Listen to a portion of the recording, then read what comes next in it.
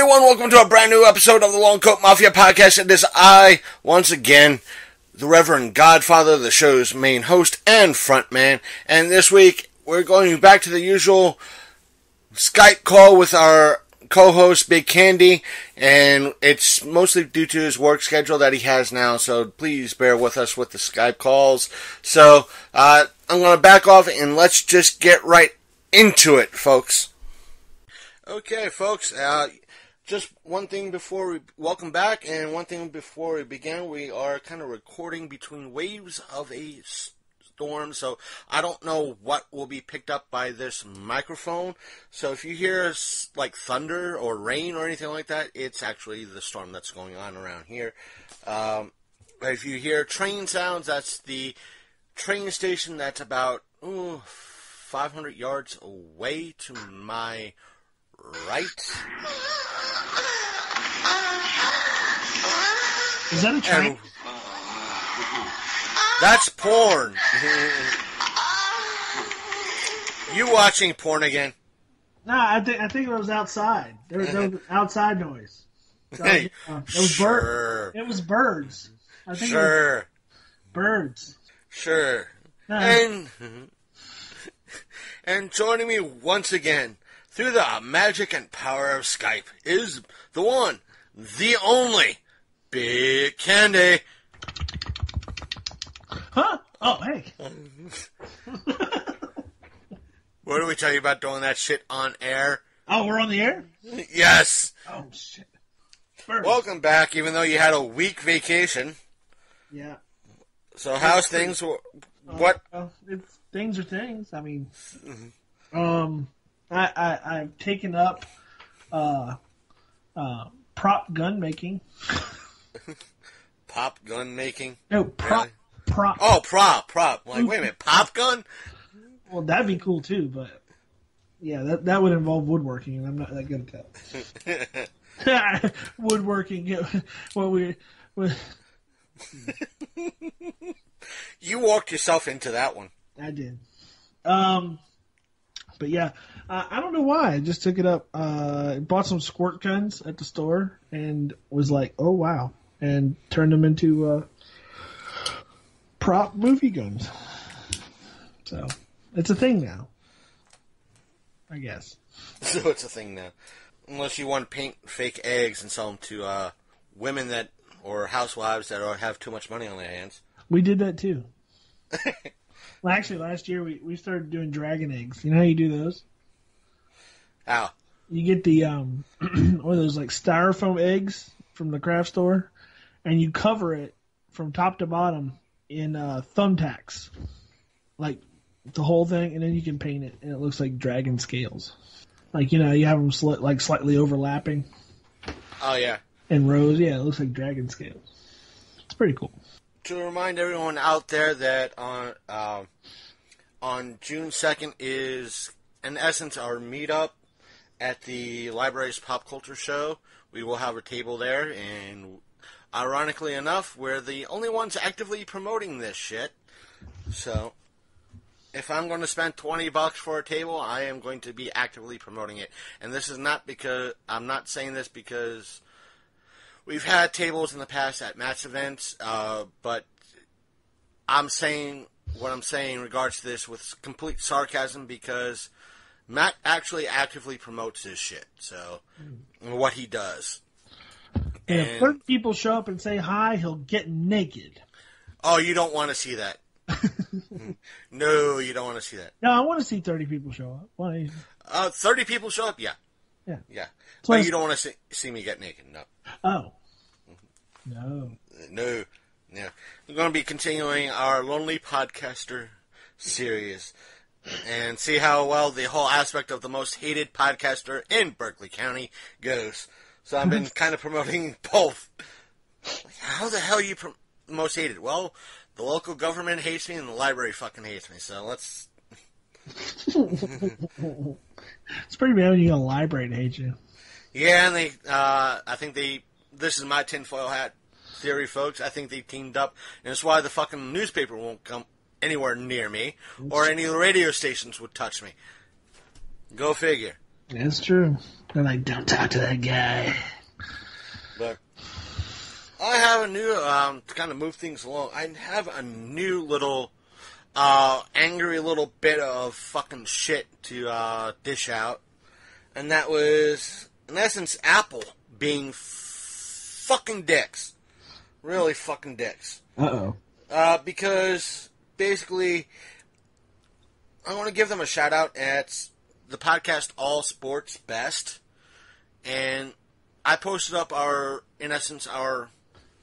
subscriber count on Podbean, which right now I think as of this recording is like 994, give or take one or two. And he was wondering, out of curiosity, it's like, how'd you get that so high? I'm like, well, I told him what happened with our being podcast of the week from Podbean and how we got that, and he's like, all right, I'll give you guys a listen and a review. And it's like, would you like to do the same for us? So that's what I did. I downloaded one of the episodes. I liked it. They are a sports related podcast. As a casual sports fan, I enjoyed it. It was informative and fun. So, but the thing is, Apple. Here's the fun shit now with iTunes on my computer. It told me, oh, you want to leave a review for this particular podcast, and I was like, yes, I do. And they were like, we want your login and password. I'm already logged in with you guys, but we want your password. I gave them my password. Wouldn't log me in to give the review. To find out, the reason why is because I have a newer iPod Touch, and because of that, they wanted me to reinsert my password with a code my iPod Touch wanted to give me because, according to Apple, they don't know if they should trust my computer, which is signed in. So, in essence, when I'm like, what's wrong with my... In essence, I was like, what's wrong with my password? Am I doing something wrong? So I went to change it, and like 99.9 other places, from Microsoft to Facebook, they'll send you a code, and you just change your password, log in, hunky-dory. No, Apple has to be the fucking dick and say, oh, you want to change your password? Okay, send us your phone number, we'll send you a code. Okay, you got the code? Enter in the code. Now enter in your credit card information so we can match that up with what you have on file. Now you have to wait 24 hours. What? Yeah. That's if you're doing it through your computer. Or a Windows-based computer. If you have an Apple device, you can do it through the Apple device, which is pretty much the same setup, but you don't have to wait the 24 hours. It took me close to 24 tries before I realized I have to enter in the stupid code again along with my password, which, let's say it's cat123. I have to enter in cat123 again, plus the code that they give me through my little iPod Touch, which has an I am Groot response every time I plug the fucker into the current version of iTunes to, sign in. And when I finally figured that out, I typed in the review, gave them 5 stars, and it won't post a review. It was like, we don't want to post it. So now Apple was like, oh, what review? You didn't post a review. Yeah, we want you to post a review. It wouldn't submit anything. Yeah. And I cleared everything that in regards to I could for iTunes. And it was like, no, I don't want to do it. Fuck you. I don't know. This is probably why a lot of people are... This is nothing against All Sports Best. They're a wonderful podcast. They're a wonderful bunch of guys. And I wish them all the best in reference to what they're doing and everything else. It's just that a lot of people are jumping ship with Apple with what they're doing and their practices. Yeah. And like I've been watching this one guy on YouTube that does a lot of repair jobs, and he goes into a lot of why Apple, when it comes to repairs, sucks, and don't buy Apple. He's like, if you have like an iPhone, that home button has roughly a 6-month lifespan. And if you replace it through an authorized repair place like him, you lose that thumbprint identification immediately. Yep. And the next update, your device is bricked. Yep. So it's like, and sometimes it's sooner than that. The device is bricked because Apple realizes that you replaced that thumb button, and they want you to buy a new one. Yep. And don't think about getting anything else like than Apple accessories, because what's a cord? A cord for the charging plate cord, whatever it is you want to call it. I forget what it's called. The fast lightning whatever. It's like $20 or more if you get an official Apple one.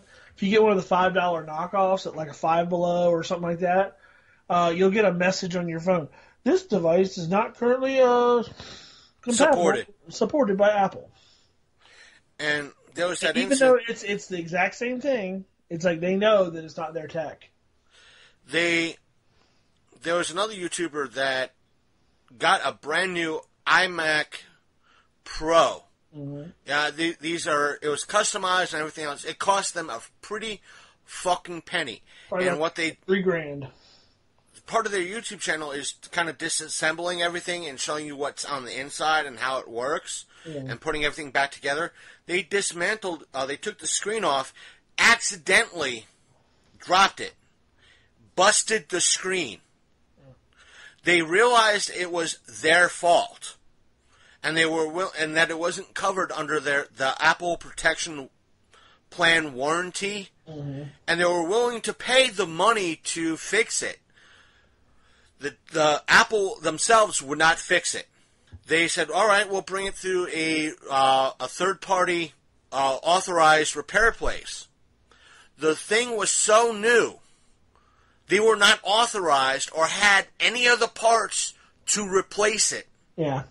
And they said, "Well, if we manage to get the parts through you, could we do it?" They said, "Yes, but if we sell you those parts so you can do it, we lose our certification."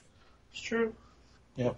So that's how fucked up Apple and they have complete dominance over their product. Like you cannot, it's a monopoly on their own product. Like you cannot go outside of their boundaries, their borders, or nothing. They're not customizable. It's like everything has to be Apple approved, Apple made, Apple fixed.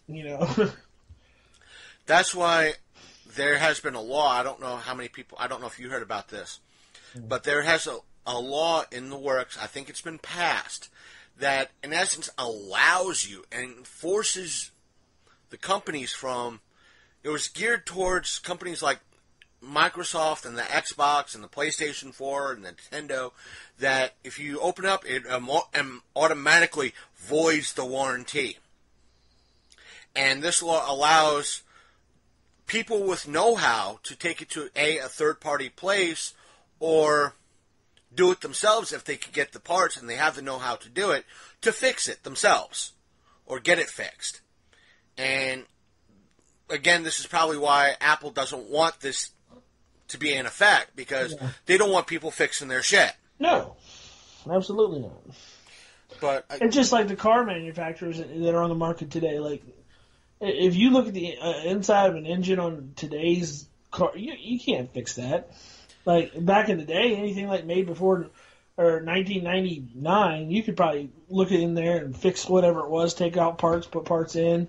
Anything past that, it's all electronic. It's all got a engine cover on it. Do not touch this. Do not touch that.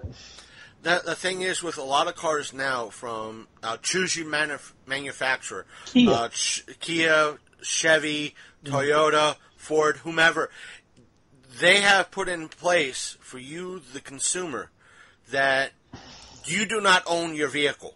Yeah. You do not. You are, in essence, a leaseholder of that vehicle. That's true. Because as much as you bought it from the bank, bought and paid for every last penny, because there is computer software in that car, you no longer own that car. It's true. And I saw one YouTuber who bought a Tesla. It was scrapped. they will not, unlike a Ford or a Chevy or a Toyota, you could go out and get parts for it. It could be a 2017. You can get parts for that car. You could change the parts in that car. Heck, if you owned a Toyota Prius, you could get parts for that car and a car manual for that car.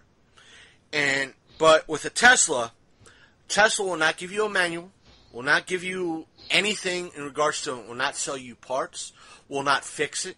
You have to. He bought what would be considered a scrapped Tesla, so he could fix it up and get it inspected and roadworthy himself, which he did. He searched high and low for all the manuals and everything else. Because Tesla is heavy-handed in the state that he lives in, because he fixed it himself, they told him, sorry, we can't pass the inspection because you fixed it yourself. It's true. You didn't go through a dealer. He said the dealer wouldn't touch the car. So we don't care because it wasn't officially repaired by someone with Tesla experience. We cannot pass this vehicle for inspection. Right. And he's like, I was out not only the cost of the car, but the parts for the car. He said the dashboard alone was like several $100s. Oh, sure. So I said it was just fucked up. It was like, hi, user of Apple, we want 3 forms of identification plus a stool sample, blood sample, and a semen sample, just so you can go into your own fucking account and leave a review on a podcast, which is a nice bunch of guys that wanted new information and wanted to be friendly. And again, nothing against, I would recommend All Sports Best, and I'm giving them a shout out. I'm like, listen, I told them, it's like, listen, they were very polite and like, listen. He said, listen, because you couldn't leave the review, please at least download our podcast or give us a listen through Podbean. That way we get a listen. I said, don't worry, I already downloaded and gave you guys a listen anyway, so you have that. And it's like, you know what, I'll go one better. I'll give you guys a shout out on the show. And it provided at least a talking point. They're great guys, very informative in what they were talking about. I won't say they're kind of like us, but the one episode I was listening about is that they were interviewing a guy in regards to a sports app that he created. And he was going into all the details in regards to how it's made, the choosing the colors in the app and everything else. So it was very informative, and it wasn't like you were lost listening to the episode. Everything was down to a level that an average person could understand. So give them a check. They're on Podbean. They're on iTunes. I think they might be on Google Play Music as well. So there's that. Again, they're All Sports Best. As I was saying, did you do anything for Free Comic Book Day? Nope.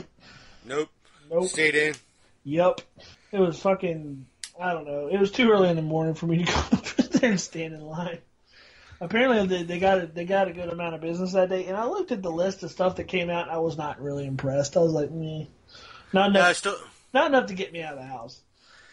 Like, I wandered up to the hobby shop as for those who listened to last week's episode know. They had a decent haul. They said they were very busy early on. Yeah. And kind of tampered off the rest of the day. I wanted to snag a lot of the other stuff that they had, but they kind of limited things to 3.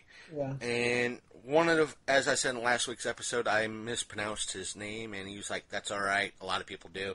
And that was Jason So. That's the correct pronunciation of his name, because I contacted him today. I thought that was really messed up how you mispronounced his name, Jason Fuckwad. I didn't, at least I didn't say that. But he was up at the one in Chambersburg Mall. Yeah. And he said he did very well. He was very, let's pull up his messages, and I'll tell him, give him another shout. He was very, shout out. Let's see. Pull up his emails. And he was like, when I contacted him, like, listen, we gave you, let's see, older messages. It's like, no worries about he said, went awesome. And I said, all right, here's the link to the show and reference to if you want to hear it. And he's going to be sending his issue of the comic that he did to us as a press pack. And it's like, here, he said, let's see here. What do you call it? Press packet. And he said, cool. he's going to send it to us, to at least to my address, and he said that way I could review it, look it over, review it, and that way I'm prepared for his interview. We'll have him on the show probably sometime in the near future after receiving it. He said he's going to be sending out the packet Monday, and I told him pretty much that I'll have for those of you listening, I'll do a kind of like an opening, unboxing for it, because I don't know how much stuff that he's going to be putting in this. So, and it'll be good, like a little bit of a teaser for the show, depending on when we get it. I think where he lives. So if we get it by Friday, I'll do something when I get home. Oh, cool. And open it up and put everything on YouTube and Facebook, and that way when we record on Saturday, I'll have the review already and everything in my head, and after that, we'll hammer out the details when he's going to be on the show, do the interview, and talk about being an independent, type of comic creator and so forth and so on. So it's a little something that as like a preview for you guys and what's coming. It's like I downloaded the stuff so I could share with you and send it to you so you could see his style. Right. It said it saved it to my device. I was like, you ass. Fine. Now, it's this, folks, the phone that I used for the show, when I got something in Messenger, I was able to download it like nothing, just by pressing and holding, like, the photo, but the new phone doesn't want to do that. And I don't know if I think that might have been you. That's one of the pages that he's done. Okay. Looking at it now. And the name of the comic again is Necroman. Necroman? Yeah, I'm gonna... Wait a minute. Necroman? Yeah, I'm sending you the cover. Insufficient permission. What? That's what it said. I don't have permission to look at what you sent me. Wow. Just take a screenshot of it and send it to me.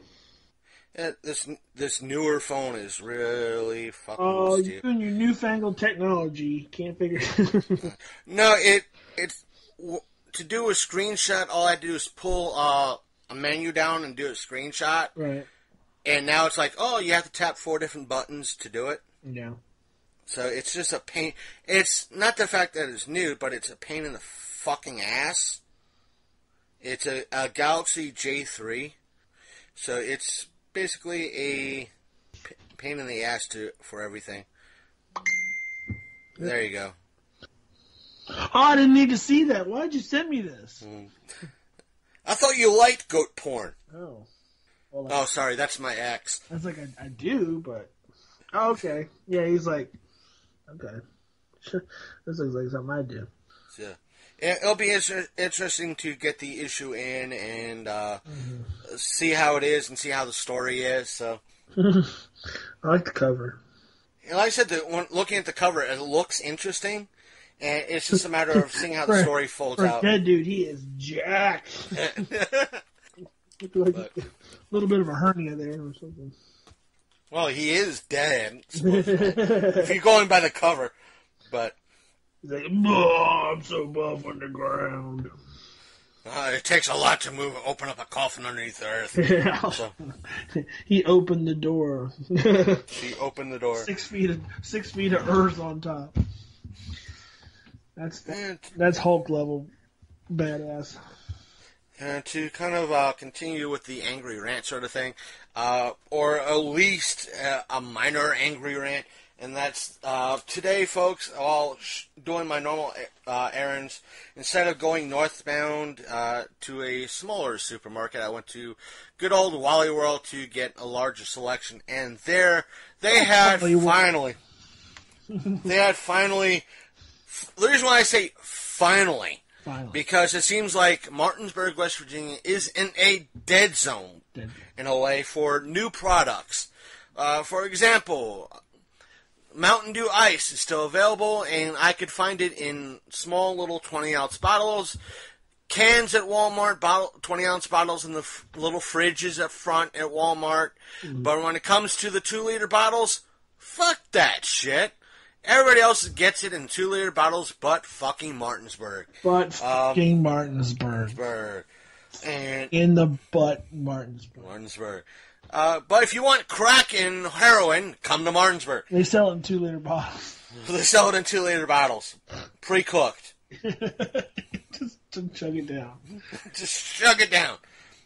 But we finally got the Super Mario Brothers cereal, which in and upon itself is an amiibo. Believe it or not. Wait, the cereal itself, the box is an amiibo? Right. Okay.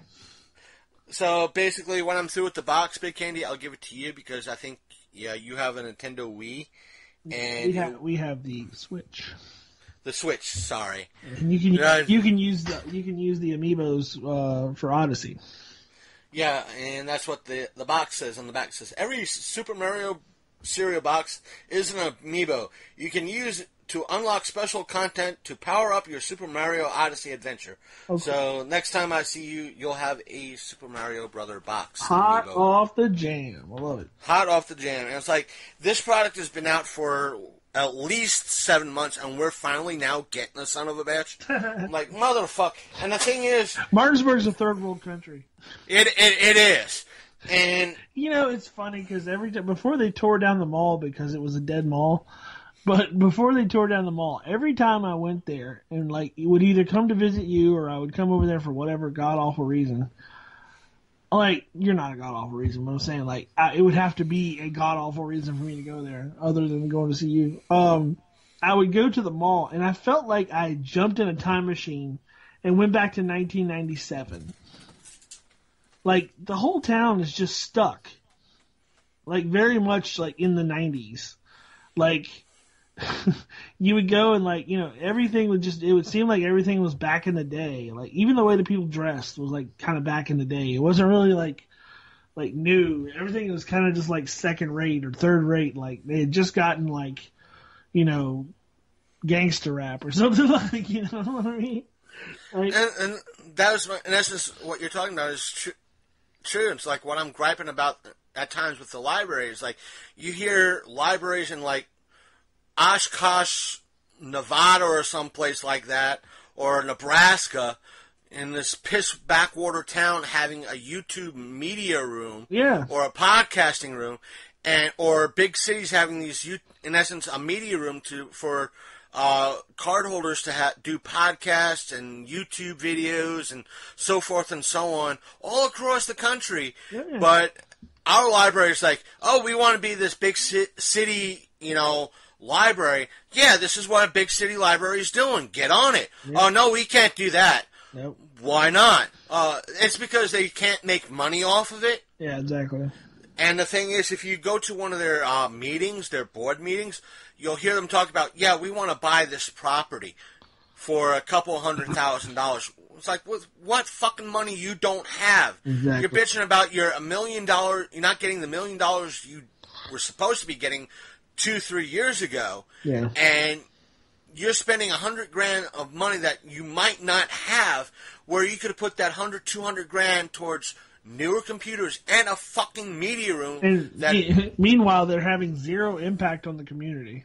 Right, and the thing is, as I said last week, they were, I can understand asking for money if what you were doing had any kind of impact to where it was positive on the community and people were showing up for events and there was actually extra stuff there and they had people staff there to help people do things. They don't.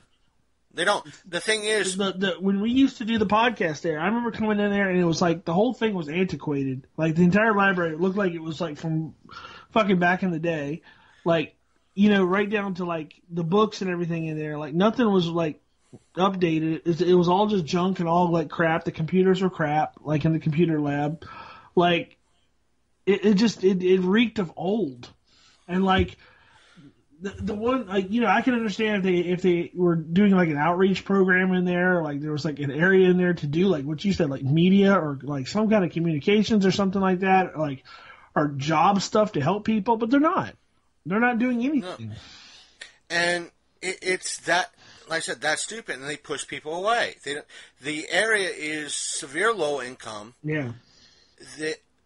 And even some of as much as I think he's wrong, I think he's right in a different way, and that's, you hear someone like Ben Shapiro's like, oh, if it's too expensive to live there, get roommates. And the thing is, a lot of the apartments in downtown are $750 to $1,000 because they got 2 rooms in them. Yeah. And I have a friend that, in essence, got kicked out of his apartment because mom passed away. I'm not, things happen, but it's $1,000 a month that he doesn't have. Right. And he doesn't really trust anybody else in freaking Martinsburg because a good chunk of downtown, you don't want to be a part of anything they're fucking doing. Yeah. They'll either steal out from your room, break into your room and steal your shit, or they're doing other illegal shit that would get you arrested because you're in the same fucking apartment they are. Yep. And what jacks up the price is that you have people coming into the area to commute to D.C. and Baltimore. Yep. And it's jacking the shit up. Well, the whole area is like that. Winchester sucks because, like, you can't get a job around here that pays more than $12 an hour. Why? Because we're so close to West Virginia, and there's no jobs in West Virginia. Like, not going your way necessarily, but going out the other way, like towards Ranson and like Cape, like, all that out the other way, out 50. So, like, all the people that live out there, if you don't want to work at the chicken plant, which is like the one job there is, if you don't want to work at the chicken processing plant, you drive to Winchester. So you got like thousands of people coming into the area working low-income jobs because there's nothing where they live or where they choose to live. And, those people can't take in roommates. Like, there's nobody up there for them to, like, take in. And the thing is, let me put it like this. The job I worked at is because it has stated that, because under the new tax plan, they'll be giving all their employees extra raises. But the thing is, I'm not going to see that raise because I am capped out. Right. I'm not seeing any more than what I'm at now. Right. That's everything. And so I'm in essence living paycheck to paycheck, and my hours are constantly cut. Yeah. And it's because, like, they know they can get away with it. Because, like, they know that there's no other jobs. You can't just, like, up and go get another job. Because there's nothing. There's literally nothing near you. Nothing that pays anything, at least. So, like, they got you by the balls. That's the really shitty thing about living so close. Like, we're close to D.C. enough that, like, if you can afford to live in D.C. and work in D.C., then you're okay. But if you can't do one of those two things, you're screwed. And the thing is, because essentially we both live in like what's called a bedroom community, where people commute to DC from our area, but the people that live and work here don't make shit for money. But yet we gotta live beside people that live in McMansions because they can commute, they can afford the commute. And also the thing is, I could apply for. What I do, in essence, works closely with the post office. We're not officially with the post office, but we work closely with the post office. But because of that, if I go to any job that is a quote-unquote mailroom clerk, because I don't have post office training, I'm screwed. Yeah. And I can give you post office training. And the aspect of it all is like I use the aspect because we are in Apple country, listeners. It's when you're applying for a government job, they give you this questionnaire that is, okay, we're hiring for a apple picker. Please tell us in this question 1, are you capable of picking apples? Yes. Okay. Question 2, please explain to us without using the words apple, picker, basket, barrel, hand, finger, feet, pocket, or grabbing tool, how you would pick an apple off a tree.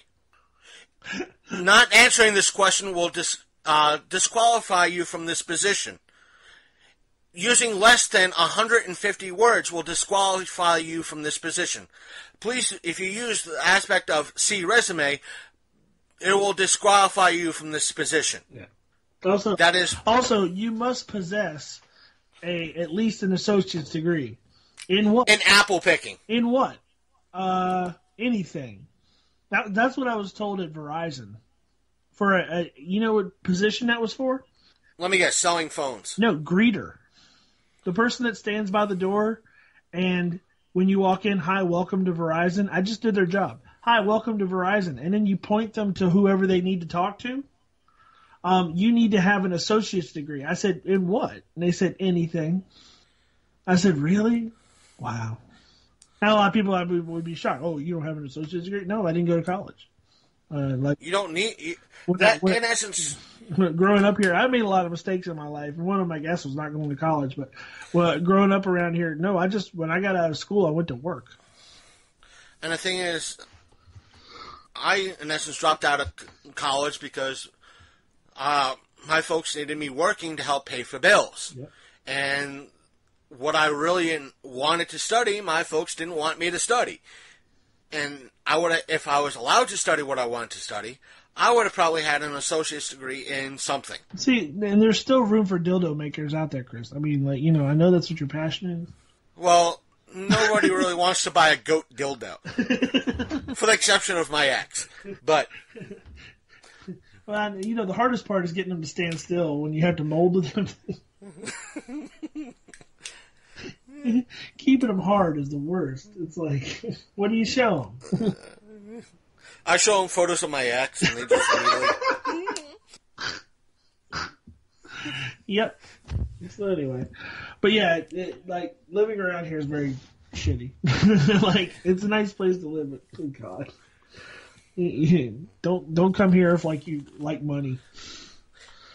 And the thing is, I would go back to college or something, go to community college to learn something stupid, but I don't have the brains to learn gender studies, or I have too much logic to learn about gender studies. So I wouldn't do so well in the safe space. Right. Yeah.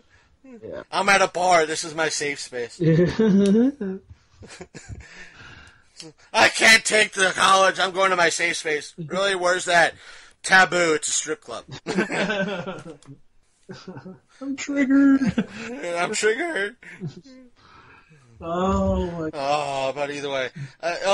To go back on kind of topic, as soon as Jason gets everything to us, well, I'll be happy to look things over, and I might even talk about it too. So, oh my God. To kind of move on, you saw Cobra Kai recently. How was it? Oh my God. It was amazing. No, it was awesome. It was. I was hyped when I saw the preview. I was like, oh my God. And I was so nervous that it was going to, not live up to all the hype. Because, in the weeks leading up to it, they got quiet, and then they started releasing little, snippets and, character profiles, and I was like, oh, this is awesome. It was really getting good. And when it came time for the premiere, they gave you the first 2 episodes for free. They're still available, I believe. And if you watch those, you will get roped in, and you will buy the YouTube Red, which you can cancel at any time, and it doesn't cost you anything. And you just use your iTunes account to download it. And then, like I said, if you want to watch it, all you got to do is use your iTunes account. Put in your information. If you decide to, watch it and then get rid of it, you can do that. Or if you don't like iTunes and pisses you off, you can always use Google Play. Yeah, exactly. Actually, no, because that's YouTube Red exclusive. That's what I'm saying. You can probably find YouTube Red on the Google Play Store. Oh, really? I didn't know. I'm sure of it. It's YouTube. YouTube is owned by Google. Well, that's true. Yeah, I don't know. I don't know anything about that. But all I know is we ended up watching it. We binged it. I actually watched it twice. And, wow. So, basically, for anybody that doesn't know the story, it takes place following the events of the first movie, first of all, technically first and second movie of The Karate Kid, where Johnny Lawrence was apparently a bully to Daniel LaRusso, back in the day, and that's what the Karate Kid movie was about. If you haven't seen that, please crawl out from under the rock that you have your address currently at, and go watch those movies because they're great movies. They're available on Hulu right now. They are.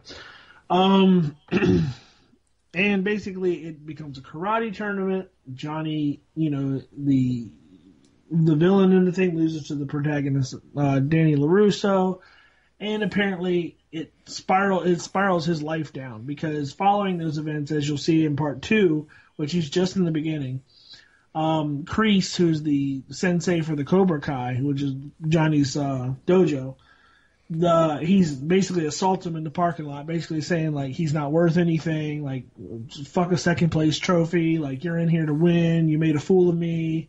And this guy who he basically is looking up to like a father figure, because as you find out in the series, the only other person in his life was the stepfather, who was basically garbage. He married his mother because she was young, and this guy was like an older fellow, kind of like this, a woman marrying somebody for money kind of thing.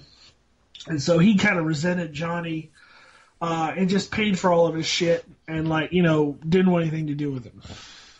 So he would bully him at home. And he was taking it out on Daniel LaRusso when they were in high school, and basically John Kreese, the sensei for the Cobra Kai, he was like a father figure to him, so he'd do anything he said. But when he betrayed him and basically for coming in second place, and it really made his life shit. So it opens, we see that Johnny Lawrence has become like a drunk. He's a carpenter, he's not like he's just like a tradesman. He's just kind of going around doing odd jobs and this stuff kind of thing. And he's not really good at his job. He's okay at it, but he's not making a lot of money. He's been in an apartment in this shitty part of town for 10 years. And still driving the same car from high school. He's got this beat up Pontiac Firebird, he's out of touch with everybody. He doesn't know what Facebook is. He doesn't really own a smartphone. He owns a flip phone. He tries to hit on girls, and they're just ugh. Because he's not disgusting looking, but he's definitely older and not what he was, But so the whole story starts when a young family moves in to the apartment upstairs from him, and the boy is. Who eventually becomes a student, he's asking him, "Hey, does your hot water work in the building? Ours sucks, blah blah blah." And he dismisses the kid right off the bat. He's like, "Listen, I've lived here for 10 years, nothing works. Get used to it. You live in a shitty part of town. Don't talk to me." And walks away. Well, he meets back up with the same boy in the convenience store around the corner, because it's in the neighborhood. The boy is new, I guess, in town to the area, to the school, and these guys come in to try and buy beer who are still in high school, and I guess he kind of outs them by saying, "Hey, you guys go to my school," or something. And basically he blows their cover as far as them being old enough to buy beer. They take him out in the parking lot and proceed to kick his ass. He falls on Johnny's POS car, and they're "Stay out of it, old man," or whatever, and he ends up kicking their ass, and that's where the whole thing kind of starts rolling. Well, the boy notices he knows karate. Well, he wants to know where he learned it. What's this? He starts talking to him. "Can you teach me?" "No, kid, I'm not going to teach you." Okay, so we roll into Johnny's still driving around. He loses his job. He's feeling sorry for himself. His stepfather comes back into his life, gives him a check to, basically piss off out of his life. He doesn't want to have to deal with him anymore because I guess he'd been borrowing money from him. He tears up the check. "I don't love you," blah, blah, blah, that thing. He's out one night. His car gets hit by 3 girls in a Range Rover, and they speed off.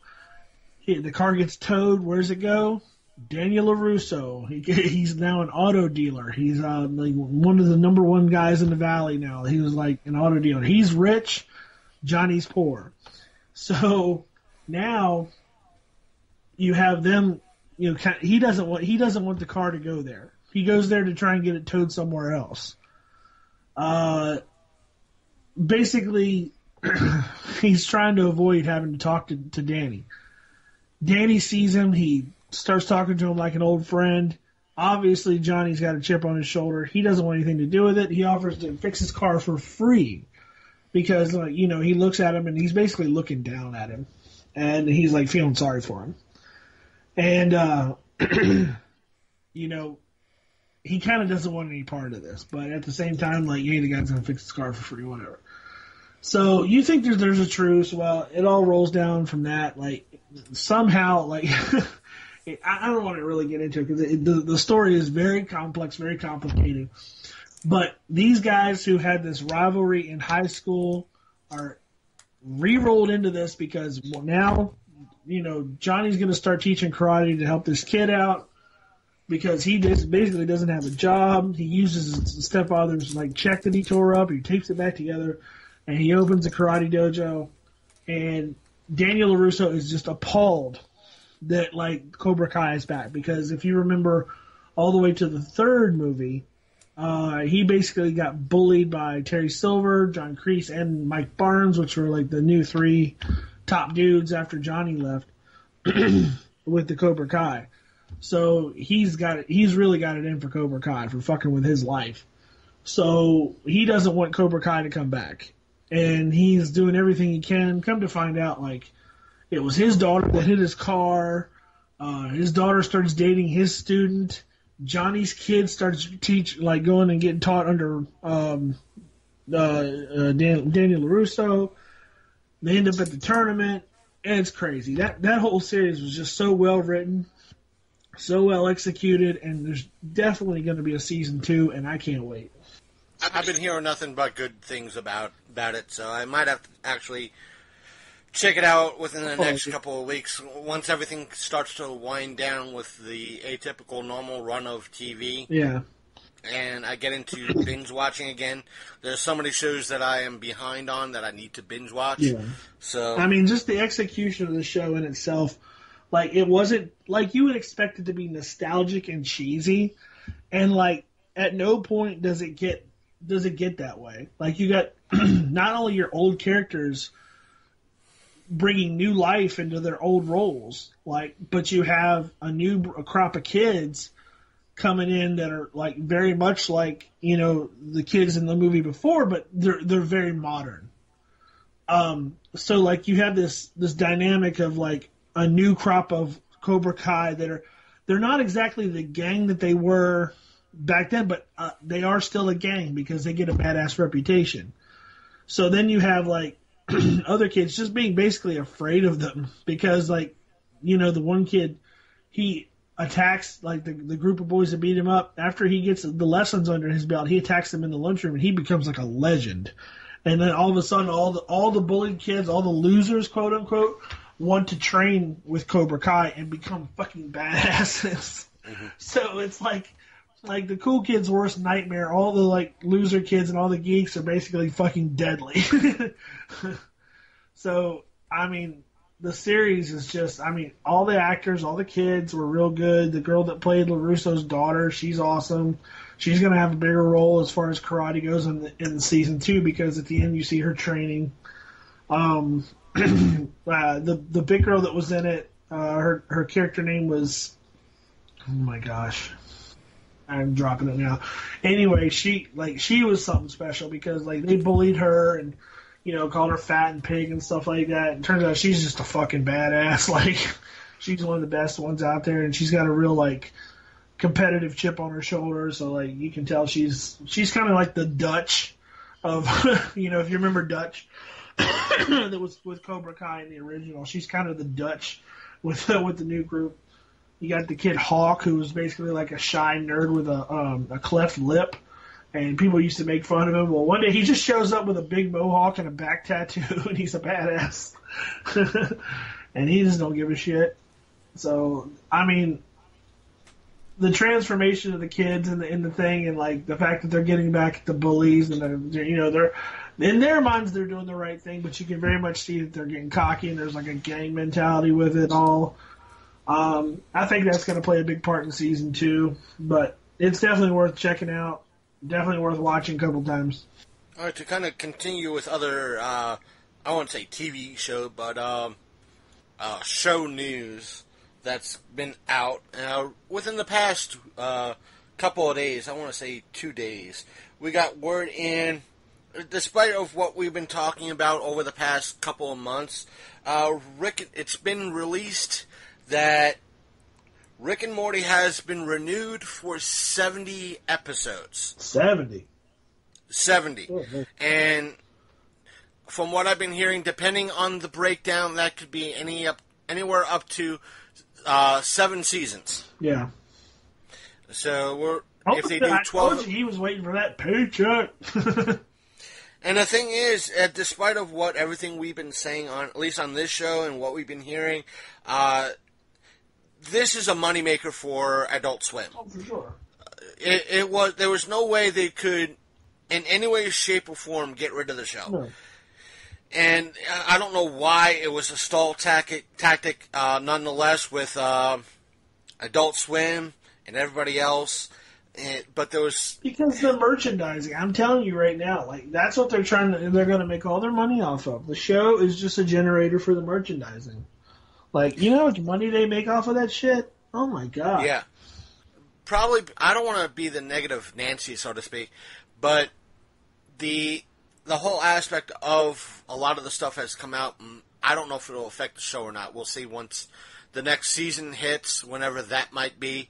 So, which could mean anywhere as early as winter this year or summer next year, for all we know. So, we'll see when that in essence hits. Look for this year, because they don't want it going for too long without, they want it still fresh in people's minds, you know what I'm saying? If they wait like 2 years or something like that, people aren't going to watch it. I mean, they'll watch it eventually, but they're not going to watch it like they did. Yeah, when was the last episode? It was what? October, November last year? Yeah. So they might put a rush on. Yeah, they would have to rush it and come back like early this year. Probably get like a shit season out of the way.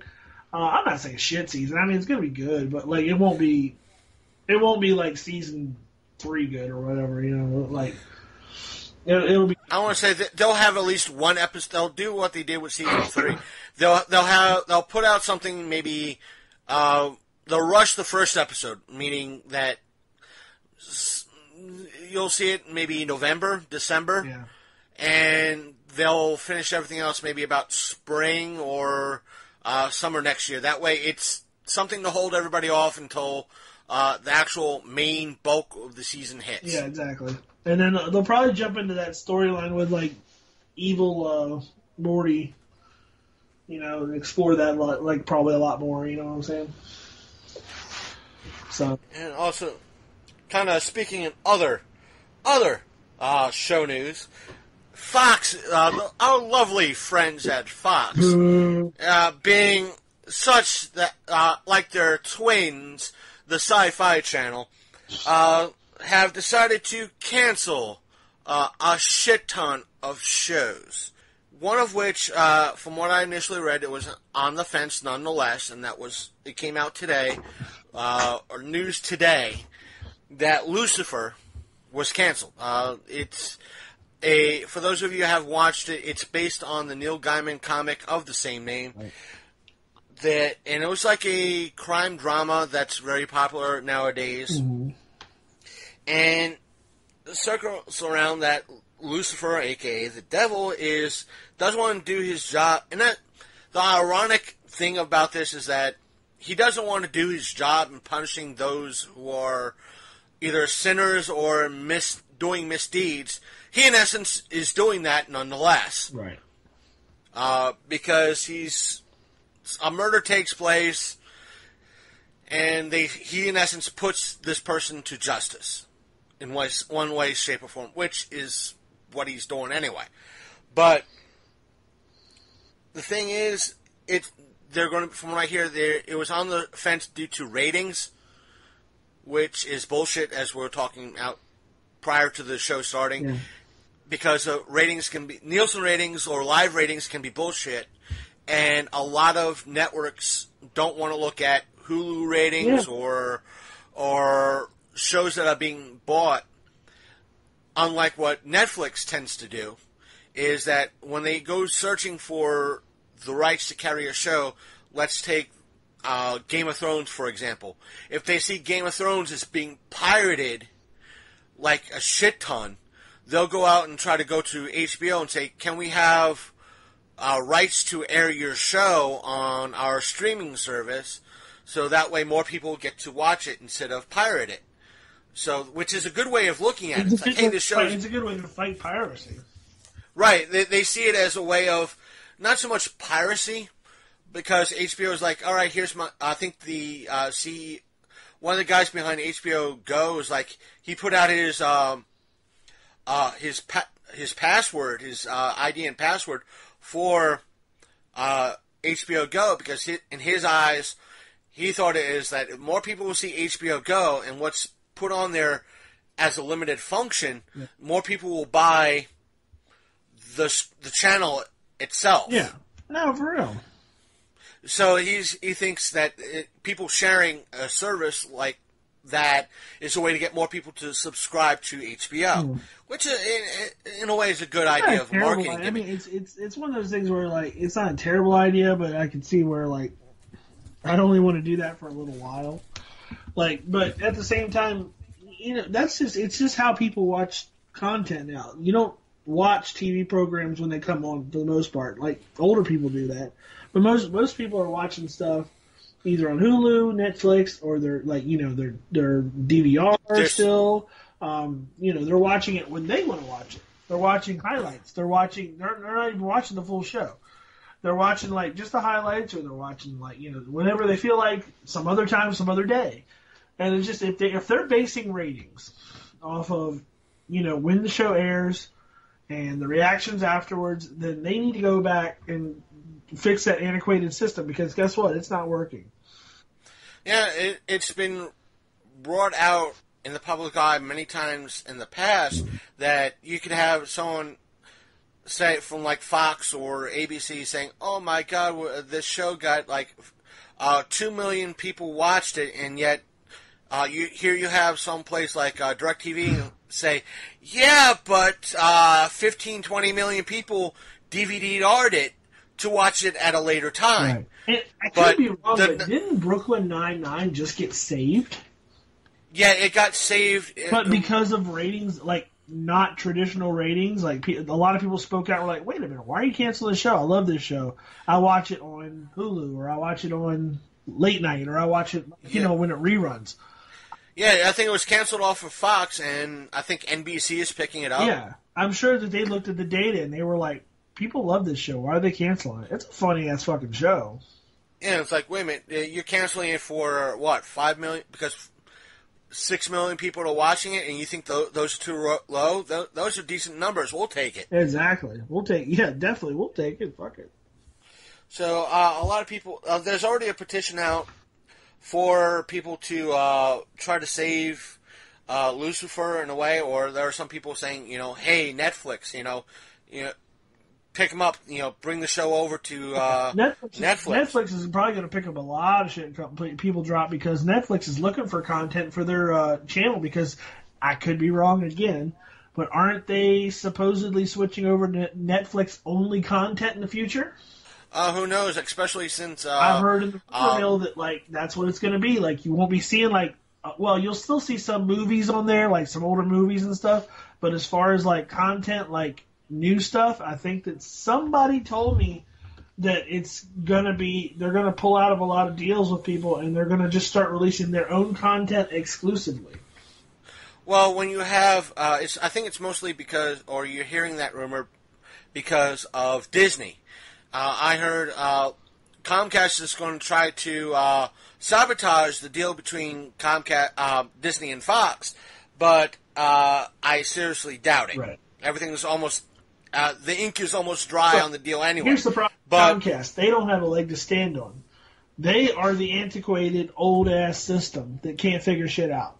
They're the ones that are like depending on people to watch TV shows and buy cable. People aren't doing that anymore. They're using streaming services. And unless Comcast gets a streaming service and gets access to like NBC, ABC, Fox, and all the other shit, they're not going to survive. Comcast will go out of business. And the thing is, the reason why Disney would be the strongest thing, hey, we really want this and shovel money, more money than what Comcast wants, is because they're already putting together a streaming service to begin with. Right. And they know that if they get Fox, they got all that library, plus their library. Right. People, if they pull off of everything off of Netflix, save for maybe one or two things, that Netflix could easily... Netflix might be worried, but they're not too worried. Yeah. Thus, that rumor that they're going to put more original content on their streaming service, and you have Disney doing the same with what they now own. Yeah. So, someone like you, me, and maybe someone down the line saying, all right, I'll shell out, I might not shell out $10 for WWE app, because I'm not that big of a fan, but I'll shell out $10 for Disney, Netflix, and Hulu. That way, my spectrum is covered. Yeah. Literally, Yeah. it's covered. Because I'm, in essence, now getting the Disney Channel stuff, Yep. plus Fox stuff, plus all of the movies that both Fox and Disney own. Yep. Which includes, Plus what Netflix Disney owns put out. everything now, so that includes like all the Marvel stuff. I think the funniest irony I saw was that they own, I think Disney owns Miramax, Yeah. and the fact that Miramax puts out Hellraiser, And Jay and Silent think Bob. about it. And Jay and Silent Bob. Of course. And why haven't we seen, we'll get into it in a moment, but why haven't we seen that Jay and Silent Bob-esque character in any of the Star Wars movies is beyond me. I'm still hoping and dreaming, folks. Oh, just to show Crystal, she'll probably end up finishing it tonight. She hadn't seen it yet. Last night we got Last Jedi to watch. She got through the first. She got up to the part where Leia flies back into the ship. She just like shut her eyes and said, "Nope," and went to sleep. She was like, "Nope." Even she couldn't believe that shit, right? Yep. She went, "Nope," went to sleep. But other news came out of Fox, and that's about, like I said, the initial report reference to like a month and a half, 2 months ago. It was kind of released of which stations or which networks were renewing shows and which shows that were being canceled and which ones were being on the fence. Lucifer was one of those shows that was on the fence. Right. If memory holds, one of the shows, and this is one I wanted to bring up now, that was set to be renewed was Lethal Weapon. It was going to be a season 3. Right. But now, in reports that have been coming out, it's up in the air. Yeah. Because the actor who plays Mel Gibson's character... That's fucked up. I just don't remember the character's name. I just think it's funny. It's like he plays another guy's character. Oh, I'm slapping the face. Let's see here. Let me bring up the character's name slapping here. the face to that actor. Yeah, you're playing Mel Gibson's role. You fucking stand in. You fucking... I don't even remember because I never liked the Lethal Weapons. It was like Reynolds or Robert or something. Rollins. We need you to have search music because you end up searching online like while you're on the show. So we need like. Da, da, da, da. I'm searching on the internet. Check me out. Martin Riggs. Okay, Riggs. That's right. Riggs. Riggs. The guy who plays Riggs on the show, reportedly, during some of his directorial stunts on the show, seriously came close to hurting his coworkers. In regards to a lot of the explosions, he's been reported that he's very hard to work with and has been very kind of borderline abusive. Some of the reports said that he's been told by the network to stop, don't. And he's continued. So they told him, Toodles, we're not renewing your contract. So if there is a season 3 to be had, his role, the Martin Riggs character, will be recast. I'll do it. You'll do it? I'll do it. You have it here, exclusive, folks. I'll do it. I can play a loose cannon cop. That's also a high-end sniper? Yeah, sure. Sure. I don't know anything about being a cop, but I can do it. I guess I'll give you some sort of training. Okay. Also, and kind of, let's move from TV to kind of movies. How's that sound? First off, this kind of wanted to go into last week, but I'd rather hear your take. John Lithgow has been pulled to be in the Pet Sematary remake. I love it. And he's going to take on the person who played Herman. You know the guy. Yeah. If you've seen he's like Herman Munster. In essence, John Lithgow is going to be that role. Okay. Yeah, I love it. Anything he does, I'm pretty much in love with. I like him as an actor and a character. He seems very versatile. Oh yeah, and he's done a very. He's one of those people that I would call an actor. An actor. He's an actor. He's like very into his roles. Like he was really good in Dexter. Did you watch the season with him on Dexter? No, I didn't really get into Dexter. Oh man, you're missing out. That was a great show. Yeah, the season he played a serial killer on Dexter. That was awesome. But I fuck with John Lithgow. And let's see. In other news, this is not in my show notes. I'm going to bring it up. Reports have come out in regards to the It sequel. It's nothing bad, but I guess one of the people behind it has put out a warning for fans for the sequel. The person was quoted as saying they're going to find a lot of things that resemble the first one, the humor, the emotion, the horror. People are very invested emotionally in the characters of the story. At the end of the first one, there was a promise of something else. It's going to be scarier. It's going to be more intense, a more intense experience. So bring your adult diapers to the theater. Oh, okay. I can do that. They're easy to pack up. And this is all just a ploy and advertisement for Depends, isn't it? Right. Do it. So there, I will. It could be scarier. And quit playing with your mic. You'll get hairy hands and go blind. Sorry, I was just messing with the height of it. It was like kind of. They make a little blue pill for that. You got zingers tonight. I'm sorry. Somebody's probably like, "Oh my god, I'm turning this off because just keep fucking with the mic." You can cut that whole section out. Pause. But no. But and to kind of go back to the show notes, it has come out. I think again this was today. I shared it.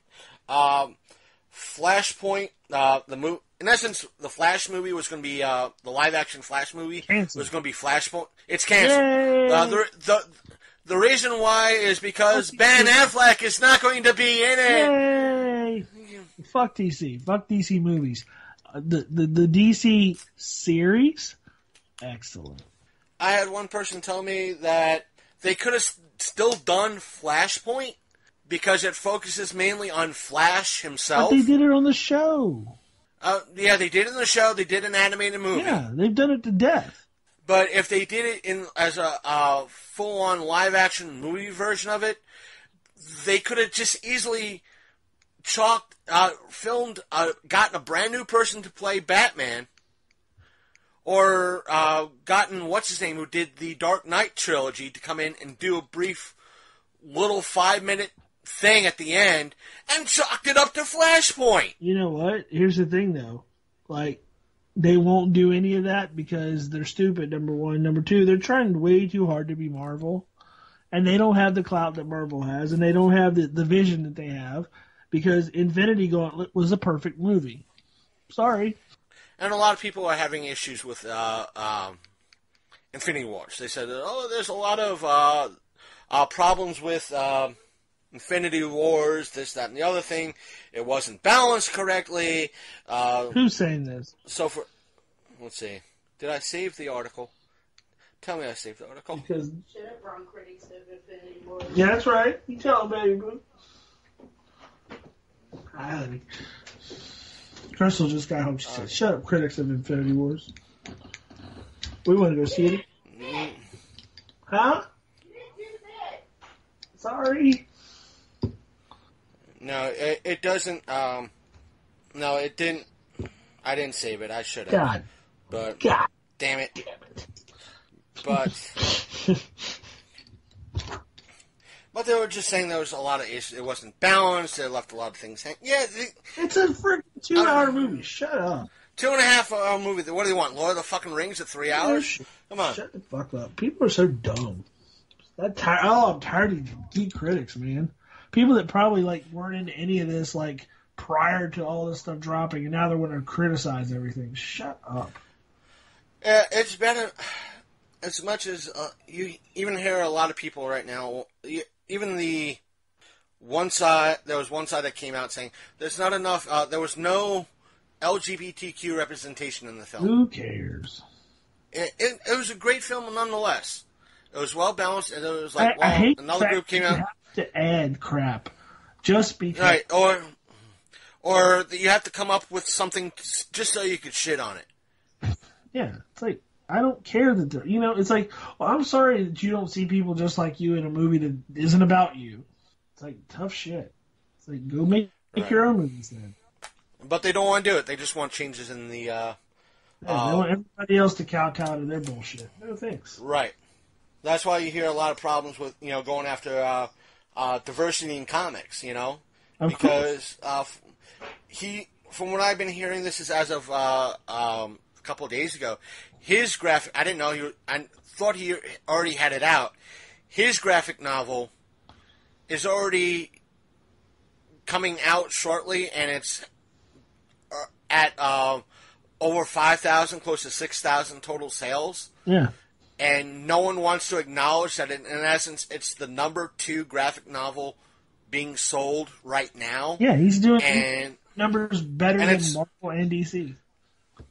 And he's, in essence, getting bullied by comic shops. There are comic shops out there that don't want to sell his graphic novel because of who he is. Yeah. And these shops are getting orders in for his book, and they don't want to fulfill those orders. Nope. Yep, it's complete bullshit. And this is what it's so funny, they want to sit here and call people like him a Nazi, yet they act like that. It's right.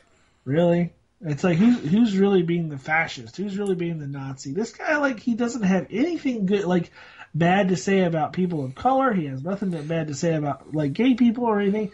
He just wants there to be, equal representation, but not at the cost of doing it just because.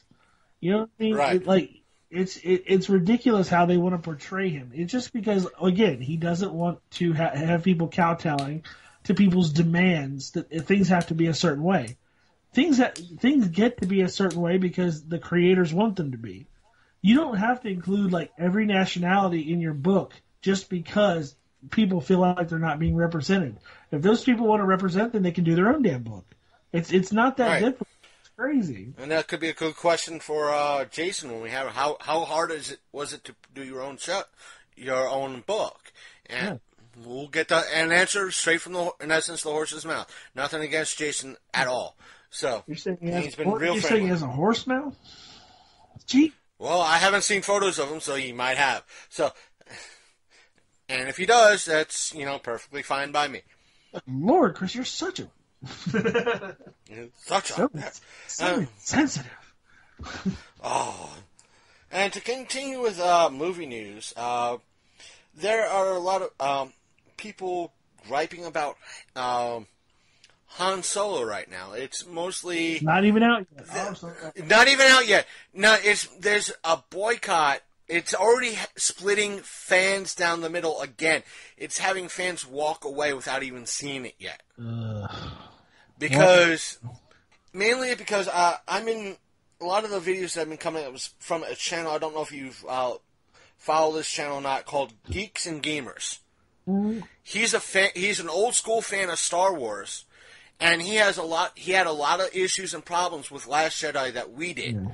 Not the fact that it was a bad movie. It was, in essence, the characters and how they worked the characters and a lot of the stuff that was being done behind the scenes in regards to get the movie out. Right. And one of the things he brought up is that in Han Solo, that what they're trying to promote is that it's going to have, according to the people behind the scenes, a female droid. Okay. The first female droid. Okay. His point was, you do realize this is, in essence, you're pulling a Wonder Woman, saying that... What way? It has a vagina? I guess they meant that it was more feminine looking, that it was a female droid, and he's like, wait a minute. That wouldn't be the first time there'd be a female droid. That's not true. But that's what he was saying. It's like, well, when you look at the prequels, you had the droids in the birth scene were female. Well, technically female, or like droids. They had a female voice. But his example that he brought up was that in Phantom Menace, you had that protocol droid with a female voice. Yeah, you did. Mm-hmm. And you had, and I think either the second or the third one, when they went to that diner, you had that waitress that was, in essence, with the look of a female and a female voice. Right. So, and it's like, and that's what he was trying to get at. It's like, there's a lot of... what's the deal? What are people trying to say? That, what he's saying is that there has been a lot of virtual signaling, or there has been a lot of, probably that there will be a lot of virtual signaling in this, like there was in Last Jedi. Okay. I don't... That... Okay. So there's a female droid. What's the big deal? And it's what they're trying to make the main selling point of. Oh, forget about Han Solo. We have the first female major droid. Oh, they are touting this as like... Yeah, not the channels. The movie? LucasArts. The people at Lucasfilm. LucasArts. Wait a minute, and they know better? Right, it's the head person behind it all. Oh my god. Really? The person in charge of... Yeah, she's like... she's in essence... Well, in other words, she's an idiot because, like, coming from, like, I'm not a super fan, I'm a casual fan. Coming from a casual fan, we just named off, like, 3 instances where she's fucking wrong. And 2, who cares? If it's female or it's male, who gives a rat's ass? Like, as far as I'm concerned, R2-D2 could be a female. I don't know. And the thing is, this is the same person, this person in charge, and is coming out and saying, well, Star Wars shouldn't be male only. There should be no men watching Star Wars. It should be all women. Oh my God. Yeah. That's what she's trying to do. In essence, she's pulling what, in essence, some gender warrior bullshit. Let's just say it like it is. Fuck this bullshit. Who cares what a droid's sex is? The only person that should care about that's the one who's fucking it. And then even then, I don't think it matters. A lot of this is... Depressing? What you're seeing is... Yeah, it's depressing. Can't people just watch a movie? And the thing is, because of YouTube, you watch one YouTube video in regards to a subject matter, you get 15 more just like it. And a lot of the videos that are coming up is a lot of female YouTubers coming out against Last Jedi and what the people behind the movie, not Ron Howard, but the higher ups are doing in regards to this. And they're like, wait a minute, I'm a woman, you're toting this agenda, and here I am, a female fan of Star Wars, who, when watched the original 3 and the prequel movies, loved it, and what you're doing is you're, in essence, making this movie, or Last Jedi Forward, suck. Yeah. And here I am, a woman, telling you this as why I hate this movie or what you are doing. Seriously, if it's not central to the plot of a movie, why should any of this stuff matter? Because they want to bring in the whole aspect of we want more of one particular set of people watching this movie than another. I don't care who watches it. And neither should the studio. They should care if the fans like it. Because after all, here's the thing. If you love Star Wars, the original first 3 Star Wars, then you're going to watch these other movies whether you like them or not.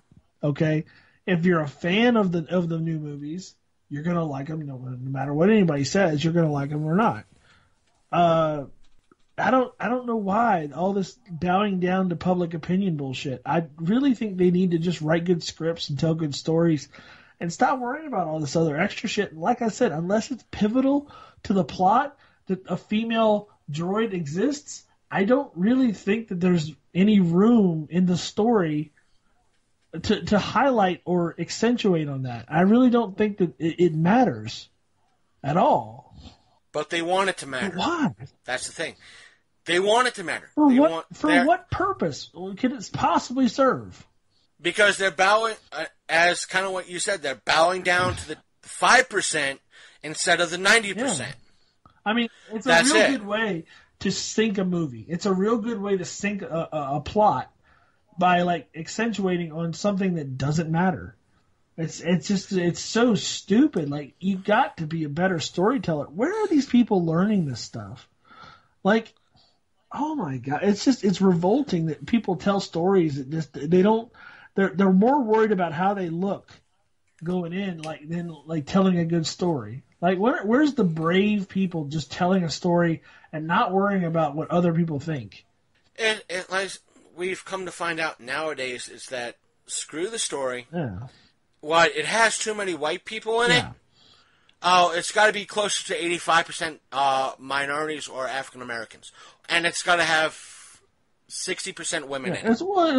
I'm not saying there's nothing wrong with that, because look at Black Panther. I love that movie, but at the same time, right? I'm just saying. You know what I wasn't looking at, and people will get shitty about this. Is the fact that I say this, but I wasn't looking at the color of the people.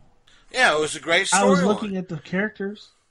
Honestly, I thought the movie was great because of the characters. Had nothing to do with the fact they were black. It's a ridiculous angle, and it's so stupid, and it's why people are still divided and fighting. It's like they're people. It's a skin pigment.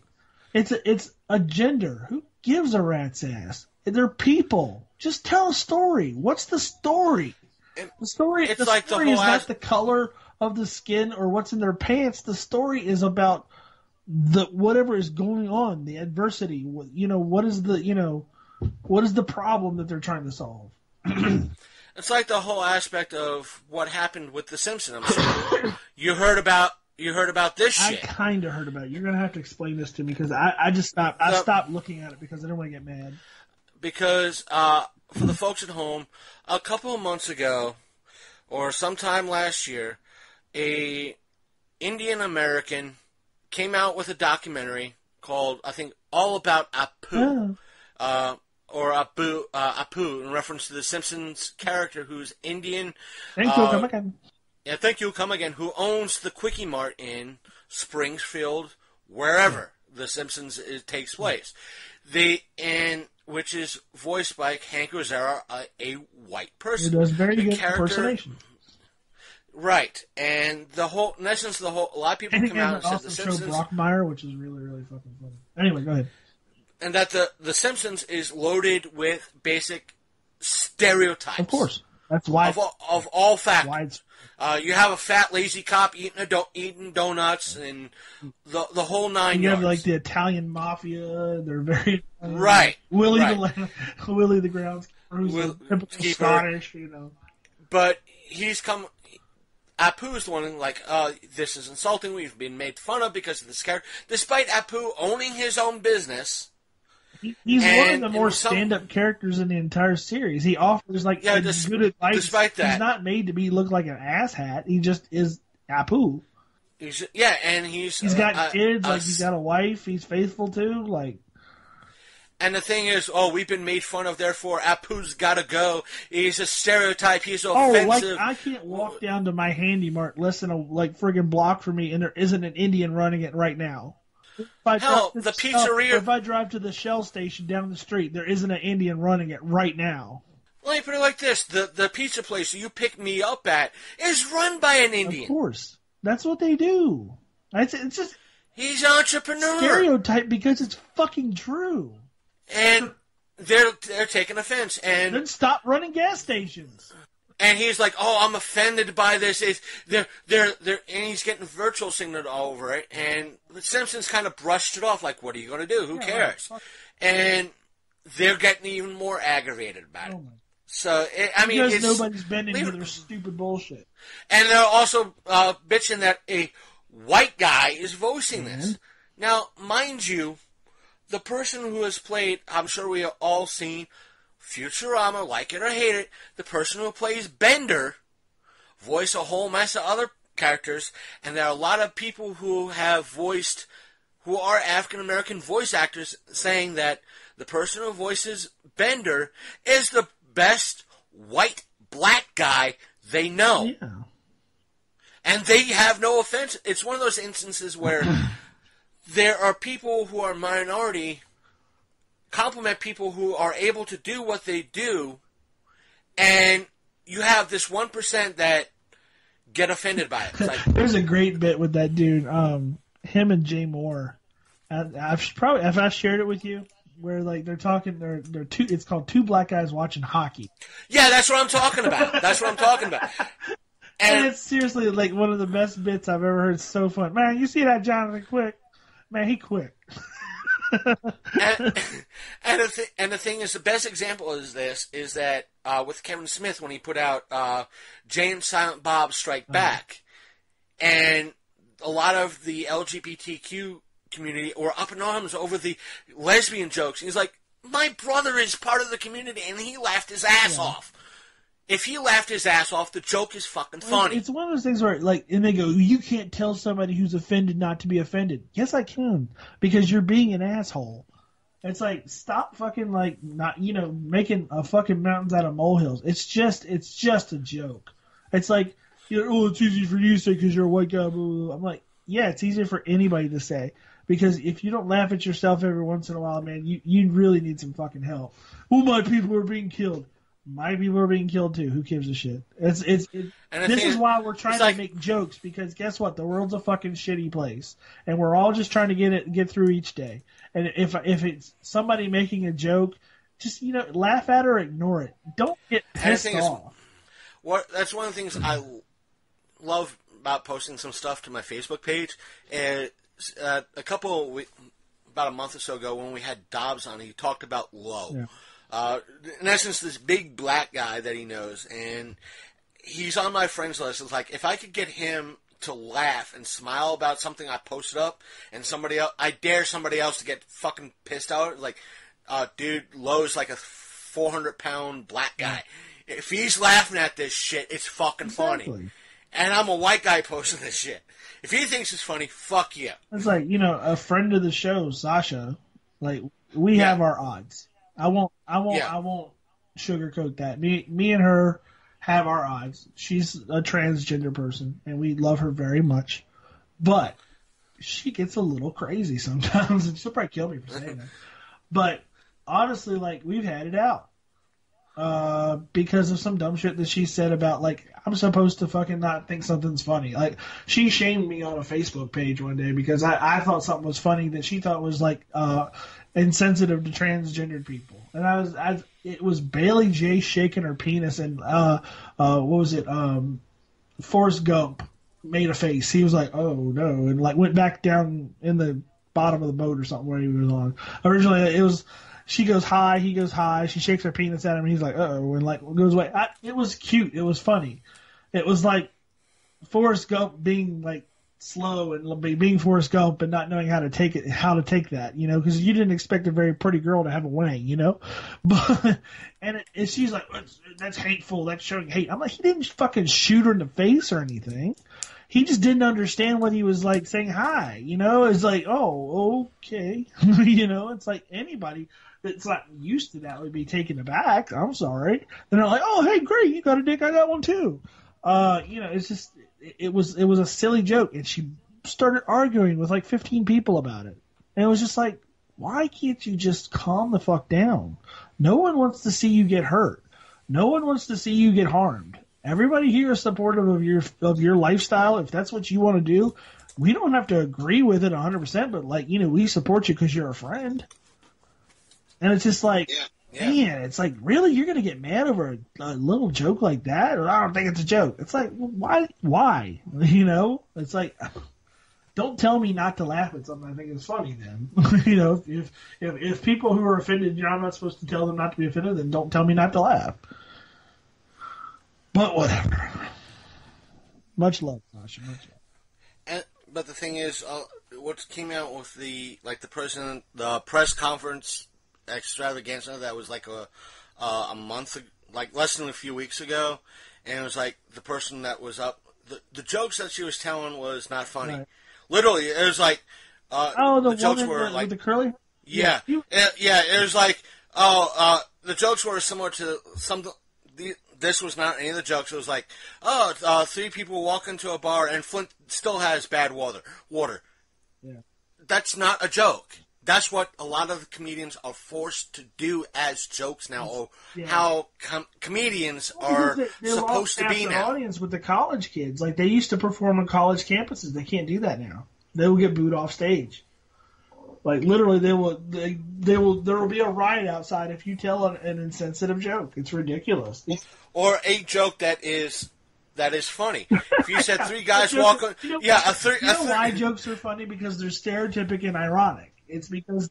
And it's like, if you said, three guys walk into a bar and the fourth guy ducks, the people are like, oh my god, how dare you say something like that? Yet there's 15 fucking people who get the joke are laughing their ass off. Those men were probably sight impaired. Are you making fun of blind people? I was like, right. Jesus. It's like, it's just, and you know the funny thing is, like, I've worked with a lot of millennials and people that are college age and just beyond college age, and it's not an exaggeration of how they are. They really don't have a sense of humor because they grew up in an era where you're not allowed to laugh at stuff like that. So, like, when you tell them off-color jokes or, like, you know, stuff that, you know, would be semi-controversial, they will either... They will go as like far as to try and get you in trouble, or they will, you know, stop speaking to you or walk away. Yeah, it's really sad. It's like, granted, you shouldn't be saying certain things at work, but like sometimes when you're just being funny, like, you know, you just like tell something that's just kind of just silly. Oh yeah, they'll get pissed off. They have no sense of humor. They're real adult about everything, and it's just sad to see people that can't loosen up. Yeah, for every one of those type of millennials, there's a few that where I work. If I turn to you and like, dude, I just saw that there's an Eddie Murphy stand up on Netflix. There'll be like three people where I work. Like, which one? Right. Or there's a Cat Williams stand up on Netflix or something like that. Oh, which one? And yet there's still, as you said, a lot of millennials out there like, how dare you watch Cat Williams? You're not supposed to watch.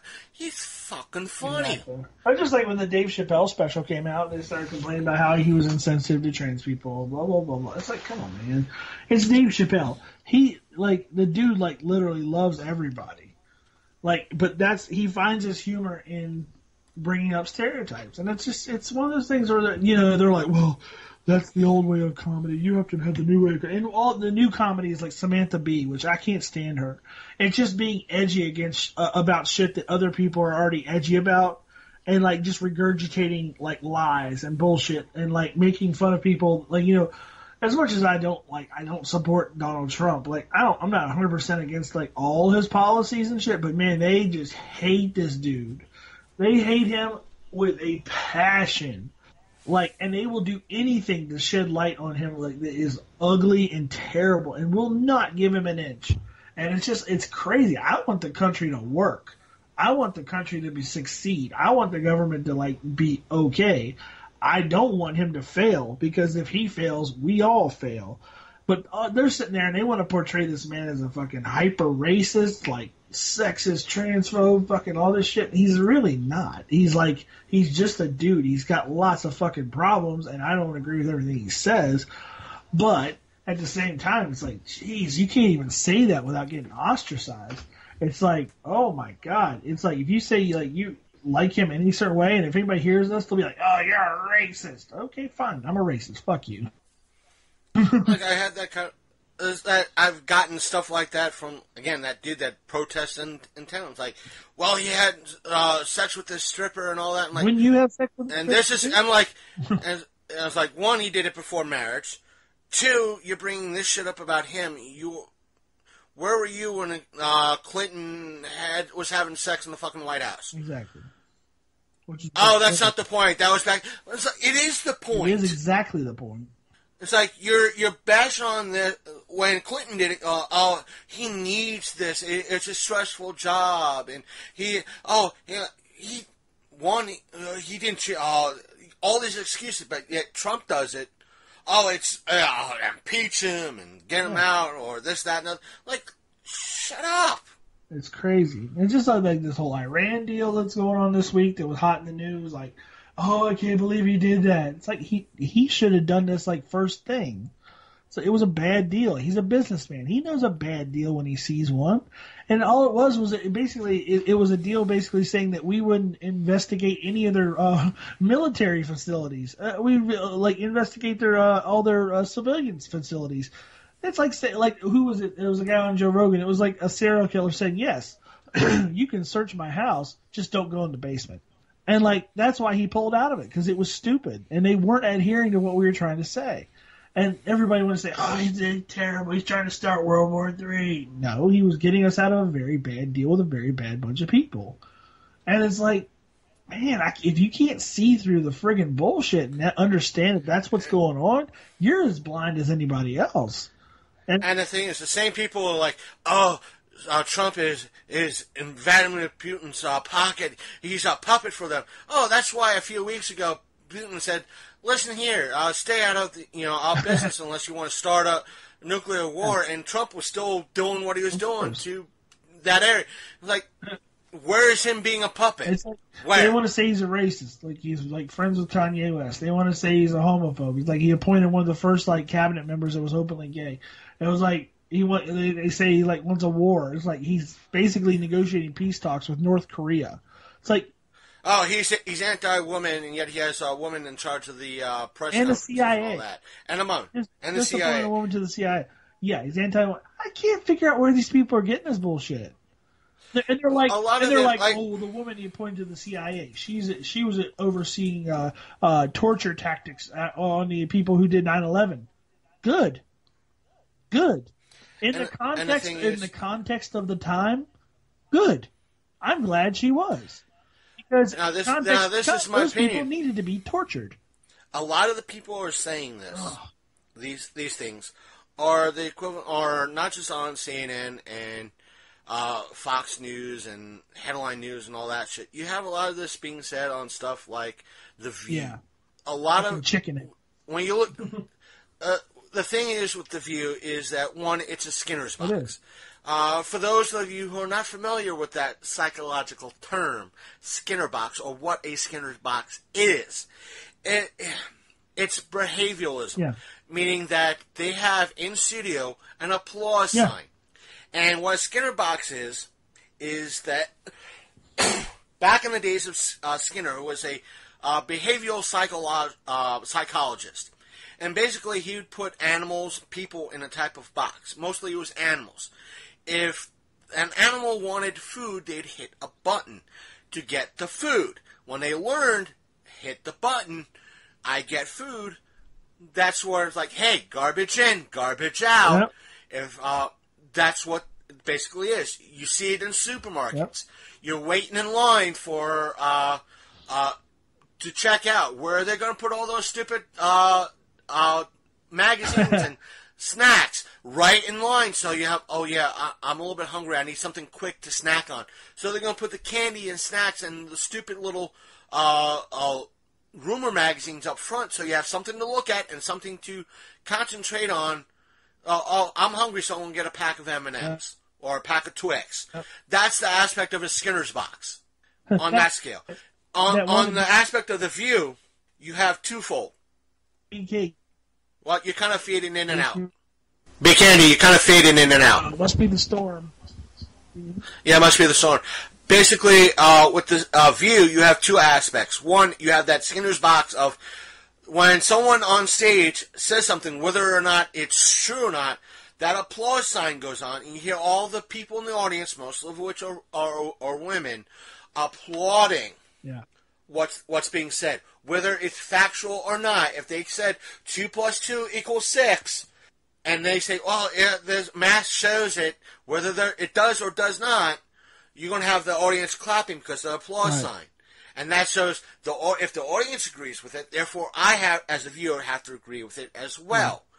The other thing is, if the people sitting around that little table, whomever it is, if they want to work next week, and they want that paycheck either outside that little table, they're going to continue saying what they're saying. That includes not just them, Jimmy Kimmel, a lot of these late night stuff that are putting out bullshit that could be... And people are buying the bullshit as fact.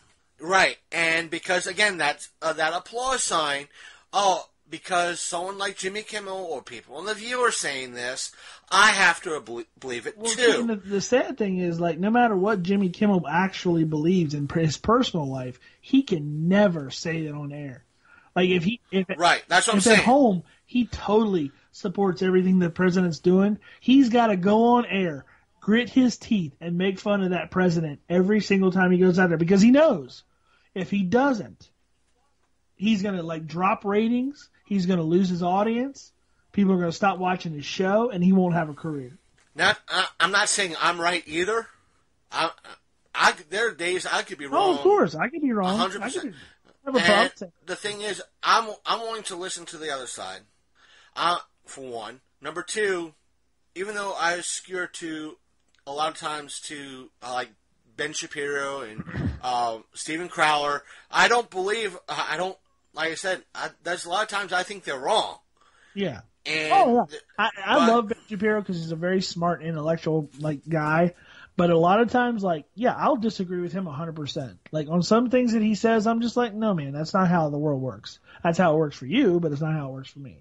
And it's like, it's one of those things where it all comes down to personal perspective. It all comes down to, like, where you come from, where he come from. And then you got to meet in the middle. We got to stop all the tribalism shit. We got to stop this, I'm a member of this tribe, and I don't like your tribe. It's like, if we can, like you said, all meet in the middle somewhere and just kind of... And the thing is, at one point I was talking to somebody at a place where I volunteered at. We were talking about the whole aspect of gun control. And this person said that, those who use weapons like this are fucking monsters. And shouldn't use fucking, but they're monsters and they're evil. I'm like, so tell me, if I had despite my views on... I'm for... gun control and everything else, but I don't like to care because of how I am and how I can go about things. I don't want to own a gun anymore. That's just my viewpoint. Right. But I don't mind someone else owning a gun. But to her, I was like, all right, let's say I am a legal card-carrying, concealed weapons permit holder. Someone comes through that door armed to the teeth and is willing to, or starts to open up that gun and use that weapon to kill everyone in this place. Me having that concealed carry permit and a weapon on me, I save, even though one or two people might be critically hit, I save the remaining group of people in here by defending myself with that gun. Am I that evil as well? Am I that monster too? And she said, well, you have a point. Because how could I be a monster when I just saved a bunch of lives? Yeah. But then somebody will have the argument, what if there was no guns? I'm like, if somebody is intent on killing other people, they will find a way. And the thing is, there was that thing that came up on Facebook in reference to, I've seen it floating around, and I think one or two sponsors, responses that were underneath the main thing was, it was an aspect of, girl uses scissors against a guy that, in essence, at school she went to, she stabbed a guy with scissors because he constantly was flipping up her skirt so everybody could see underneath. Right. She had enough and used the scissors against him. Good. and the thing, yeah, good. And the thing is, like, yeah, if this actually happened with an AR-15 or a gun, it would be all over the news. Right. And it's like you don't hear anything because it was scissors. People use knives and hammers, and they'll use blunt objects. But it's an AR-15. Yeah, AR-15. Oh, the most terrifying gun in the entire world is like a fucking pea shooter compared to an AK-47, an M16. Like real military hardware. That thing. All it is a hyped up fucking 9mm. And the thing is, it's like I saved the one videos that in reference to, it was titled "Black Guy Schools Liberal" in reference to an AR-15. Yeah. But there was another one that someone was doing a survey. She was I think a high school student, and she had a plaque up, like a cardboard printed up poster with several weapons on it. One of which was Han Solo's blaster. And people didn't realize it was Han Solo's blaster. And they were like, these semi-automatic weapons have to be banned. And she said, you sure all these are semi-automatic weapons and shoot bullets? Yes. And she points to Han Solo, including this one, right? And they're like, yeah, including that one. You do realize it's a fake weapon from Star Wars, correct? Huh? What? And someone, they claim that they wanted to be a part of the survey and be videotaped. And she, she said all these person, and the high school student who knew weapons and knew the guns, she said, one, they're all semi-automatic with the exception of this one. It's a false weapon from Star Wars. It doesn't actually work.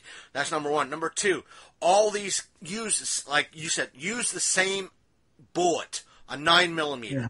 They're all semi-automatic. There is no such thing as fully semi-automatic. If it was, it would be full auto, which are not. Yeah, they're banned. Which are not sold to the public. Banned since 1986.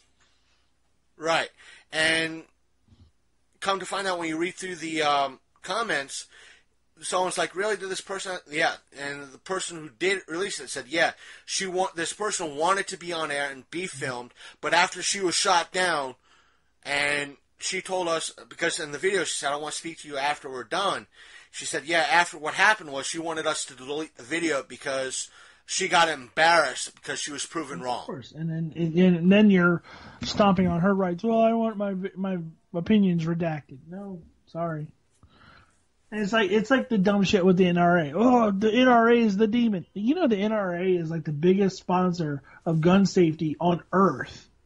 It is in their best interest to be gun safety advocates because they are essentially the world's largest gun club.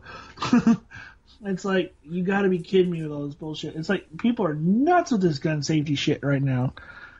Yeah. And look what they did. They gave everybody's gun, or they pulled everybody's guns in Australia 2 days ago. 22 people got shot in a mass murder in Australia? Yeah. Yeah. And the thing is, a lot of people like to use that fact, like, well, per capita, this in Australia versus here in America, this, and a lot of people brought up, like, there's a population difference between Australia and the United States, but if you're looking at the same population density of Australia versus, like, New Hampshire, it's the same level. Yeah. It's the same level when you're going one to one. Actually, New Hampshire might be a few points less. Yeah. It's ridiculous. People just, they're going off the rails, and it's funny because it's like people who wouldn't otherwise think of anything like this, once it hits the news cycle and it gets in their news feed, which Facebook, that's another whole nother story, but because they're right. Liberal leaning, all their Facebook posts are going to be guns are bad, guns are bad, guns are bad, Trump is bad, Trump is bad, Trump is bad, all these people are bad, all this stuff is bad. Then they're just going to start regurgitating the shit that they hear and telling other people how to feel and getting upset when they otherwise, before that, they wouldn't care. They never even thought about it. They never even gave a rat's ass about, like, anything. And in fact, they probably watched, like, Donald Trump's TV show and enjoyed it. They probably were, like, read his book or, like, were fans of his. But all of a sudden, because the liberal media, or people don't like him, now I gotta say something. It's like all the rappers. That's the one that kills me. They were talking to Kanye West this week, and I'm not saying Kanye West is the voice of sanity, but, like, he made a good point. Right. He said that back, a couple of years ago, every rapper in the world would put Trump in their lyrics as like, oh yeah, Trump's the man. He's like Donald Trump, and whatever. Even Snoop Dogg and stuff like that. Now, if they say that, they're oh, this Uncle Tom motherfucker, talking about how much he likes Trump. It's like it's so funny how that public opinion will change and sway because of popular opinion and other people like influencing what you think. And it's like, wait a minute, like 10 seconds ago, Trump was the man. Now you hate him? Why? Because somebody else said it. And it's just, that shit's getting sadder and sadder by the day. Right. And it's stupid. And a lot of it is stemming from the colleges that, we have to do this, we have to do this. Well, are you looking into the numbers? Oh, they're fake. Yeah. How are they fake? Well, it gets me. Oh, they're just fake. One of the things that gets me that I love the most is, okay, so growing up, I was really into like the punk scene and stuff like that. And it was always like anarchy and fuck the man, fuck this shit and all that. Okay. So a lot of it was like the media, like fuck the media, become your own media. That's why like, podcasting was born. It came out of like a punk idea. A DIY, do it yourself. And a lot of it was like, fuck the media, like the media lies. And it was like, there's whole songs dedicated to it in the catalogs of like, all the punk bands and stuff. As soon as Trump becomes president and he says fake news and the media is lying and the media is telling you bullshit and they're, again, they have an agenda, all of a sudden he's a criminal for saying that. And, the way that Hitler rose to power, the first thing he did was attack the media. That's all I hear now. And it's like, wait a minute. Before he was elected, you guys were against the media. You were against like the news and like hearing things on the news because the news was telling you lies. But now the news is honest, and because they're saying things about the president that aren't true. So wait a minute, where do you stand? And this is my thing with everybody. Everything has shifted, or actually it has flip flopped 180 degrees. Like now the people who are technically like I would think of as punks and rebels are all like Republicans and conservatives. And all the people the people who are scary mindless sheep are fucking liberals. It's weird. So I could tell people, it's like, listen, you're listening to who? The media? And like, yeah, they're like you're saying, like, a lot of people are like, oh, they're trustworthy. That like, listen, you could have. I could pull out an Arizona, I'm only saying because it's in essence right in front of me, a can of Arizona iced tea. Now, this can of Arizona iced tea could be the most poisonous thing on the planet. But will you hear it about on the news? No. No. Why not? Because the people who make it, I think Coca-Cola or whomever distributes it, won't let the news report it. Want to know why? Because simply, oh, you report it, we pull advertising from your stations. Yep. Therefore, the stations lose money. They don't want to lose money, so they rather kill you than let the news break. So, golly gee. And the same thing happens with cars because they're the largest people that advertise on TV. Your brakes could fail instantly on the car you have that you just bought. But you'll never hear about it, even though a reporter wants to get it out of the news. But because the buddy of the news company who's shown out $3 million a year to advertise on that channel, they don't want it. They don't want to tell you. Yep, and that's the sad nightmare that we live in with fucking like public opinion. That's why you got to look at things for yourself. Don't listen to other people. Like, as much as like I like people like Ben Shapiro, I'm not going to listen to him, like 100%. Like, he makes a lot of salient good points, but at the same time, like, I'm not going to believe everything he says. Like Jesse Ventura, like, I think he makes a lot of points, but he's also crazy. Right.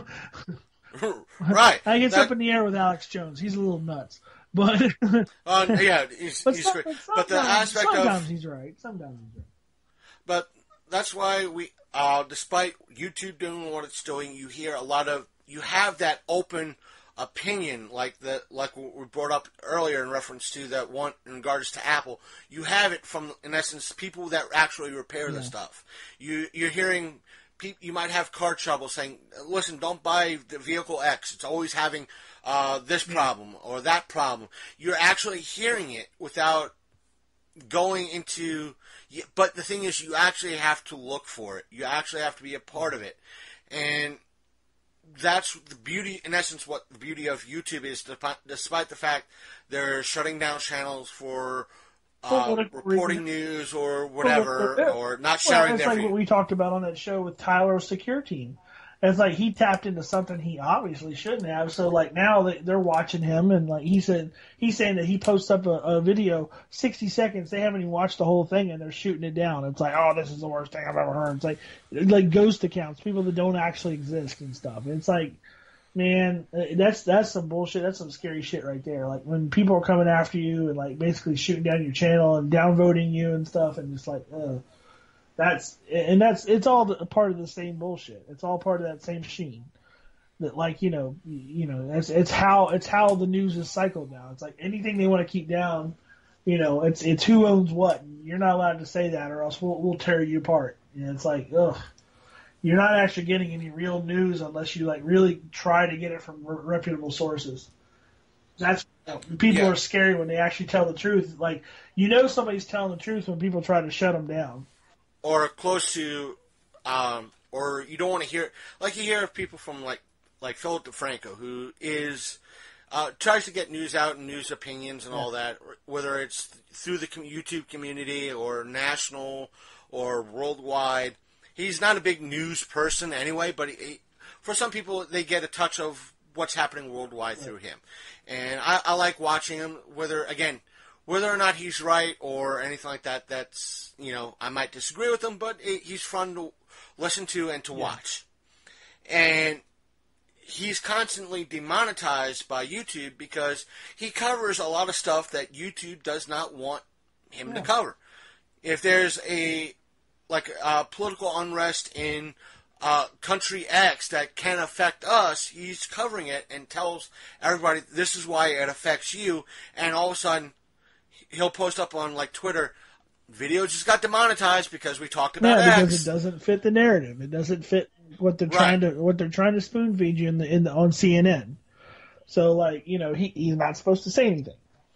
And it's like, I like that they're having a hard time with these people, and that's what they got to do to silence them. It's kind of funny in a way, but it's sad all at the same time. But to get kind of back on topic, let's talk about something a little bit more, not quite less frustrating, but a little bit more fun, maybe, and that is Fortnite. You said you had, despite the fact that recently Thanos become, I wouldn't say a playable character, you could find he is playable, but you really have to work hard. I'm kind of getting... Somebody like us doesn't to play him that often. Let's put it that way. Right, but the reason why I say kind of, sort of playable character because you have to find the Infinity Gauntlet in order to activate the aspect of being able to play as Thanos. So, and a lot of people have come out saying that once you're Thanos, you are drastically overpowered to the nth degree. That's the whole point. I mean, you can kill him. I've seen, every game I've seen, they kill him like 2 or 3 times, but ultimately, like, he usually wins. Yeah, even still, I've gotten on current Fortnite, and I think if I just stay out of the way, I could hit 12th. But if I find somebody, it's like I've gotten second. I've never got a victory royale. And or I could find somebody. It's like I have 50 rounds of ammo and what's a decent gun, and it's like I could shoot them until everything's round, and it's like they're not going to go down. I'm like, you motherfucker. So, the developments I want to talk about. So we're in season 4 now. Fourth season, we did see the meteor impact the map, and it did not hit Tilted Towers. It actually ended up hitting the Dusty Depot area, which is now the Dusty Divot. But we did see impacts in Tilted Towers. We saw impacts in a new area, which is like a movie theater. We saw impacts in other areas of the map, just at random places. I think one in front of the beat up motel. Some other places, like you saw, like small chunks of the meteor. And what has left is like energized rocks that you can now eat, and you get superpowers So like when you eat them, like you can jump higher. I think you can run a little bit faster. Other than that, there's some new playable characters. There was a new starter pack that came out that you could download for $5 and get like I think it was like 700 V-Bucks and like a new character skin and new backpack, but they didn't give you a new harvesting weapon, which kind of sucked. What else? I'm still using the free thing. Yeah. I mean, it doesn't. It has no bearing on the friggin' playability. It looks cool. I actually had some extra V-Bucks, and I had picked up a couple of the dance moves and stuff. I got the wiggle, and the one where you jump up and clap your feet. I should have held out though, because I think for 200 they had like one of the really funny ones today. But oh well. I'm not wasting like actual money on V-Bucks. Neither am I. It's one of those things that it's even happening in Destiny again. One of the devs came out and actually apologized for Destiny 2, but it's still happening that, if you want this exclusive content or this brand new the stuff, you have to actually pay real money for the to get like silver or something like and the that. Shit, like, I don't know about Destiny, but like Fortnite, it has no impact on the game whatsoever. So it just looks cool. But I think other than a couple of things, I think there's one or two. There's a sword and a gun that you could get that actually could impact on the game, but in order to get it, you have to spend instead of waiting a day or something like that. I think I might be wrong, but from the looks of it, when I looked at it, it was like, you want to get another one. That's 200 of this, and which you have to buy. It's like 200 more silver.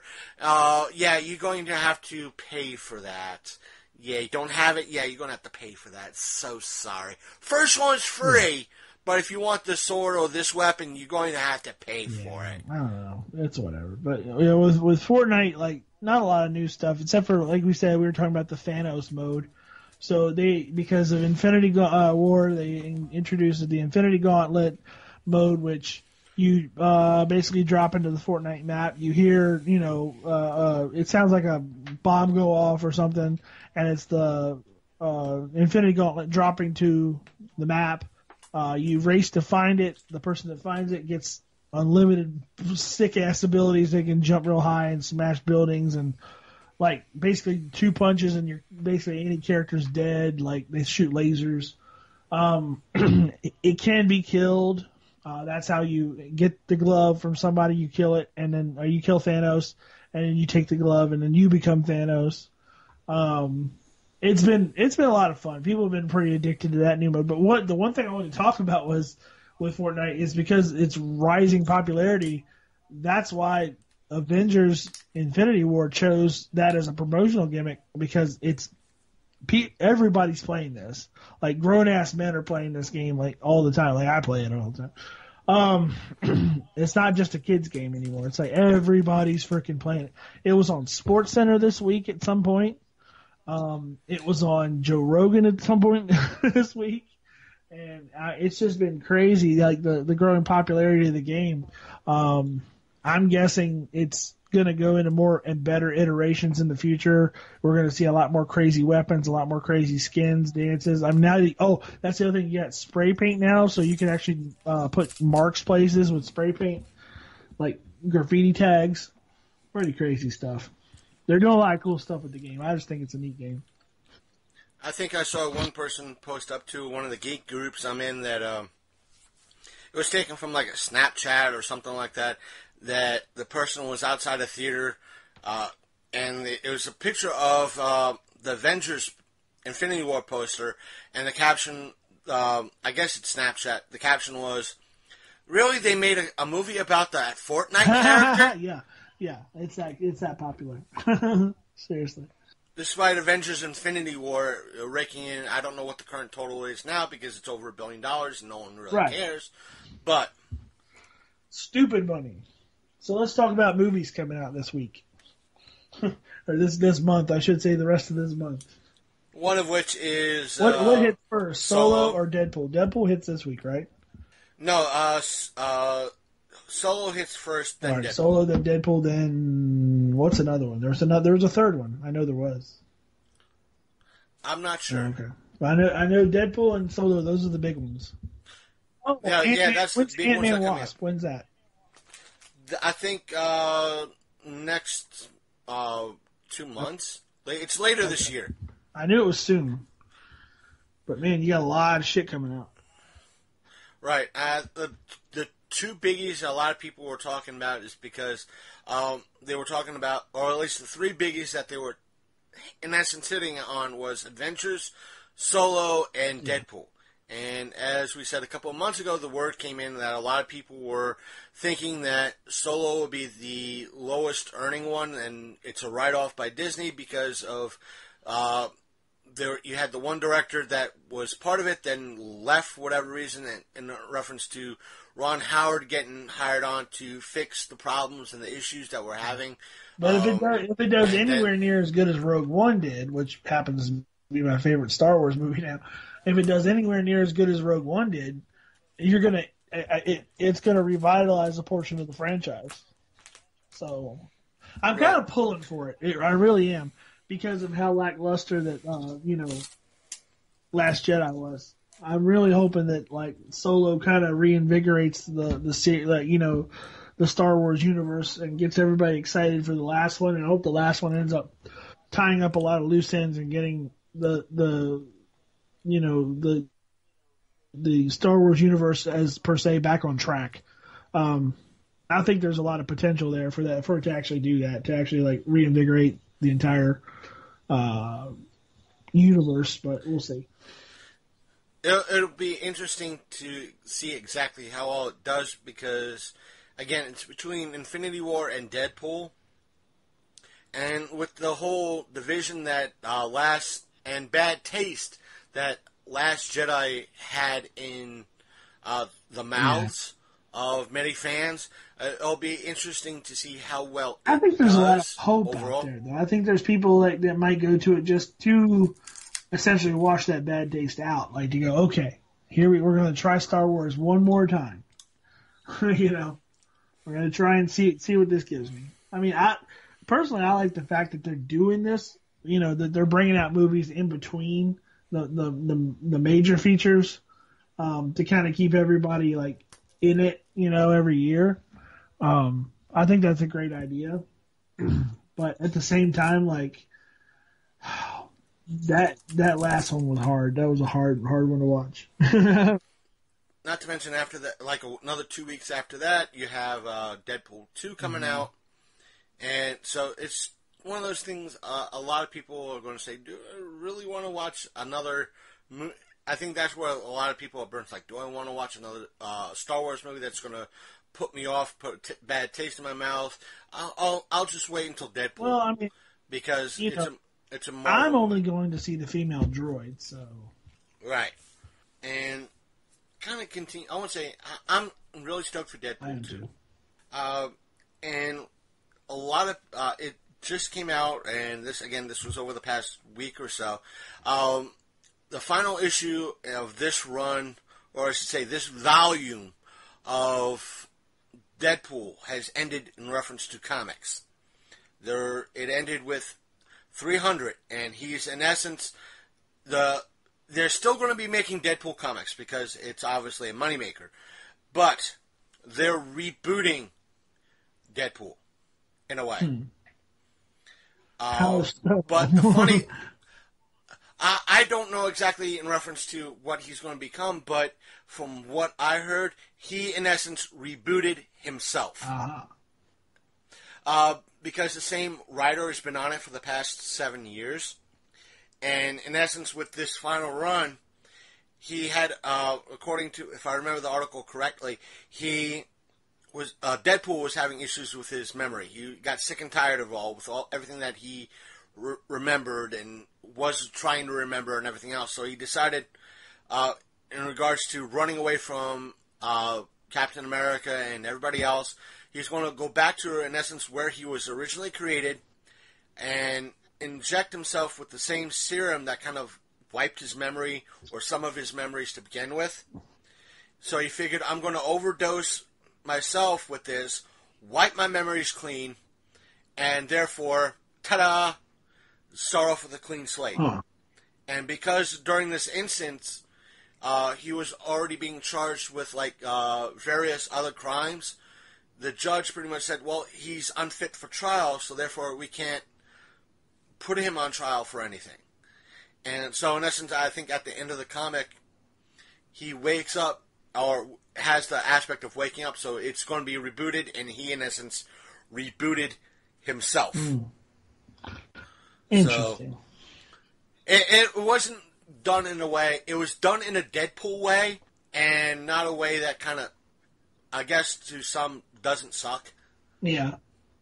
Because it's on, instead of, oh, we're just rebooting Deadpool for the sake of rebooting Deadpool. No, it's Deadpool rebooting himself. No. Yeah, so it's not, it wasn't like it just abruptly ends and then we gotta wait for somebody to fucking screw it up. It's like, it just... Right. Okay. And... I remember when the character first came out, it wasn't like the Deadpool we know at all.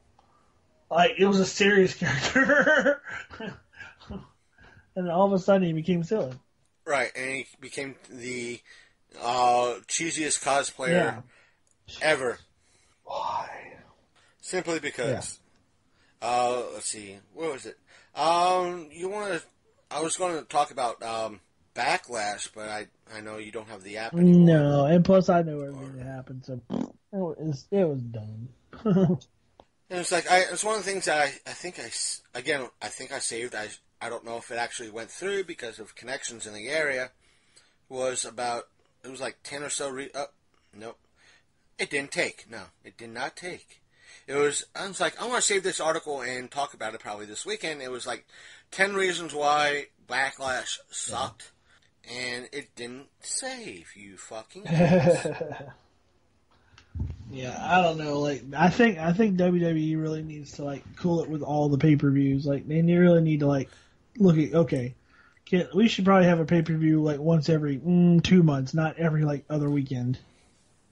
No, I think this that was one of the things that the article brought up that I could remember, is that it was what happened with Backlash happened 2 weeks after the greatest Royal Rumble. Saying. From what I gather, again, what we said, I think 2 weeks ago in regards to it, is that with the greatest Royal Rumble, it was where was it done? Saudi Arabia? Yeah, it was literally put on by the Saudi princes, the Saudi government. It was essentially a squash match. Yeah, that's why. They wanted it, they pushed it through, they pretty much tossed God knows how much of a shit ton of money at the WWE that the WWE couldn't help but say yes. They're like, sure, we'll put Triple H against John Cena for no fucking reason. Sure, why not? And the thing is, from what I heard, is that the people in Saudi Arabia that wanted this on were so clueless of the WWE, or so far beyond, they thought a lot of the people that they wanted Undertaker, they wanted a lot of these other, including the Ultimate Warrior. Who's dead? A bunch of other wrestlers that they wanted to appear in this were dead. God rest their soul. We're dead. That's why you saw like the Yurishi clone, or what's his name? Yeah. You know, that's why you saw like, well, we couldn't have this person because he passed away. God rest his soul. So we'll have this character instead. I was wondering about that. That's so funny. That's why it might have been a flop, and that's why it happened. Because again, Saudi Arabia just tossed a shit ton of money at the WWE. It's like, will you do this for? Those questions you see on Facebook. Would you shoot your friend for $3 million? Yes. Yes. Absolutely. Where's the gun? But you nicked him in the arm. Well, you didn't say it actually had to be. You didn't say it had to be deadly. Let's go buy some everything. Right. And by the way, my other question is, can he shoot me and get $3 million too. Right. Because he's my friend. That way he gets money, I get money, we're happy. And we'll go to a bar later. After getting stitched up at the hospital, we'll head straight to a bar. Drinks are on me. Yeah, drinks are on me. And the whole other one's like, would you slap your ex for $5 million? For $5 million? My ex? Oh, I'd slap that bitch for a Klondike bar. Shit. I'd pay. I'd buy the Klondike bar myself. Yeah, right? All right, well. I'll give you gas money to get me there. Right. Oh my gosh. All right, well. The only other thing I had to bring up was Mila Jovovich being part of Monster Hunter, but no care. Till we know more, but we covered pretty much everything. It's been a good run. We did cover a lot of stuff. Yeah. This tonight. So, is there anything else you wish to cover before we end things? Nope. I need to get up. My back hurts, and I need a drink. Okay. In that case, we shall. And that's our show, everyone. I hope you enjoyed the program. Again, our meetup is at the Martinsburg Public Library's Pop Culture Show this June 2nd. Starts at 10 a.m. I'll be there until maybe about 3, 4 o'clock, depending on how busy it is and how much foot traffic is at the event. And as always, if you didn't agree with anything we said, or if you had any questions, other comments, or what have you, you can always contact the show through email. Our email is longcoatmafia@gmail.com, or you can message us on Facebook, like Jason so did, and that is our Facebook page is facebook.com/The Longcoat Mafia Podcast. And while you're there leaving a message, don't forget to hit that like button. That way you could be always informed when we're dropping a new episode, if we're doing an event, see some of the videos that we might put up every now and again. And as well, also, if you don't want to leave a message on Facebook, and do use Twitter. We're very active on Twitter every now and again, or more often than not.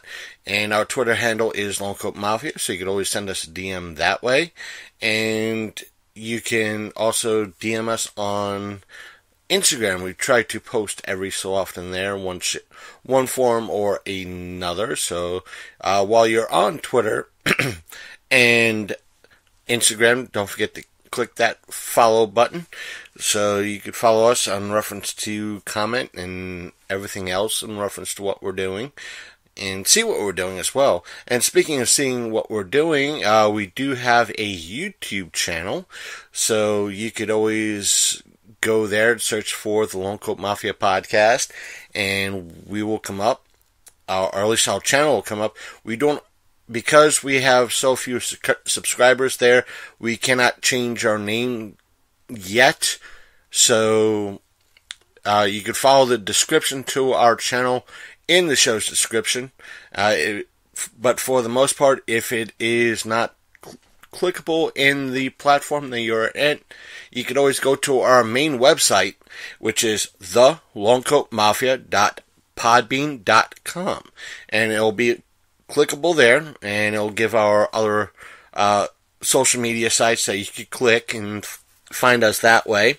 Plus, on our site, we have every episode going back all the way back to when we started almost 3 years ago. How about them apples?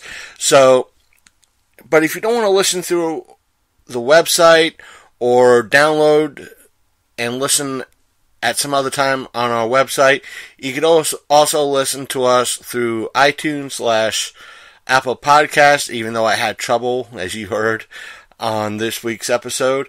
That is your choice if you wish to listen that way, or if you so choose, you could listen through Google Play Music on your phone, or if you want, you could download the Podbean app and subscribe to us through that, and it's completely free. The app and subscribing to us through Podbean is completely free if you so choose to sign up. And what else? If we're on Stitcher and Spotify, so we're through both of those if you so choose. All you have to do is look us up. And that seems to be about it. There's nothing really more I can say. But if you disagree with us, please contact the show and we'll be happy to read your messages on air. So take care, folks. We'll speak to you next week. See you next time on the Long Coat Mafia.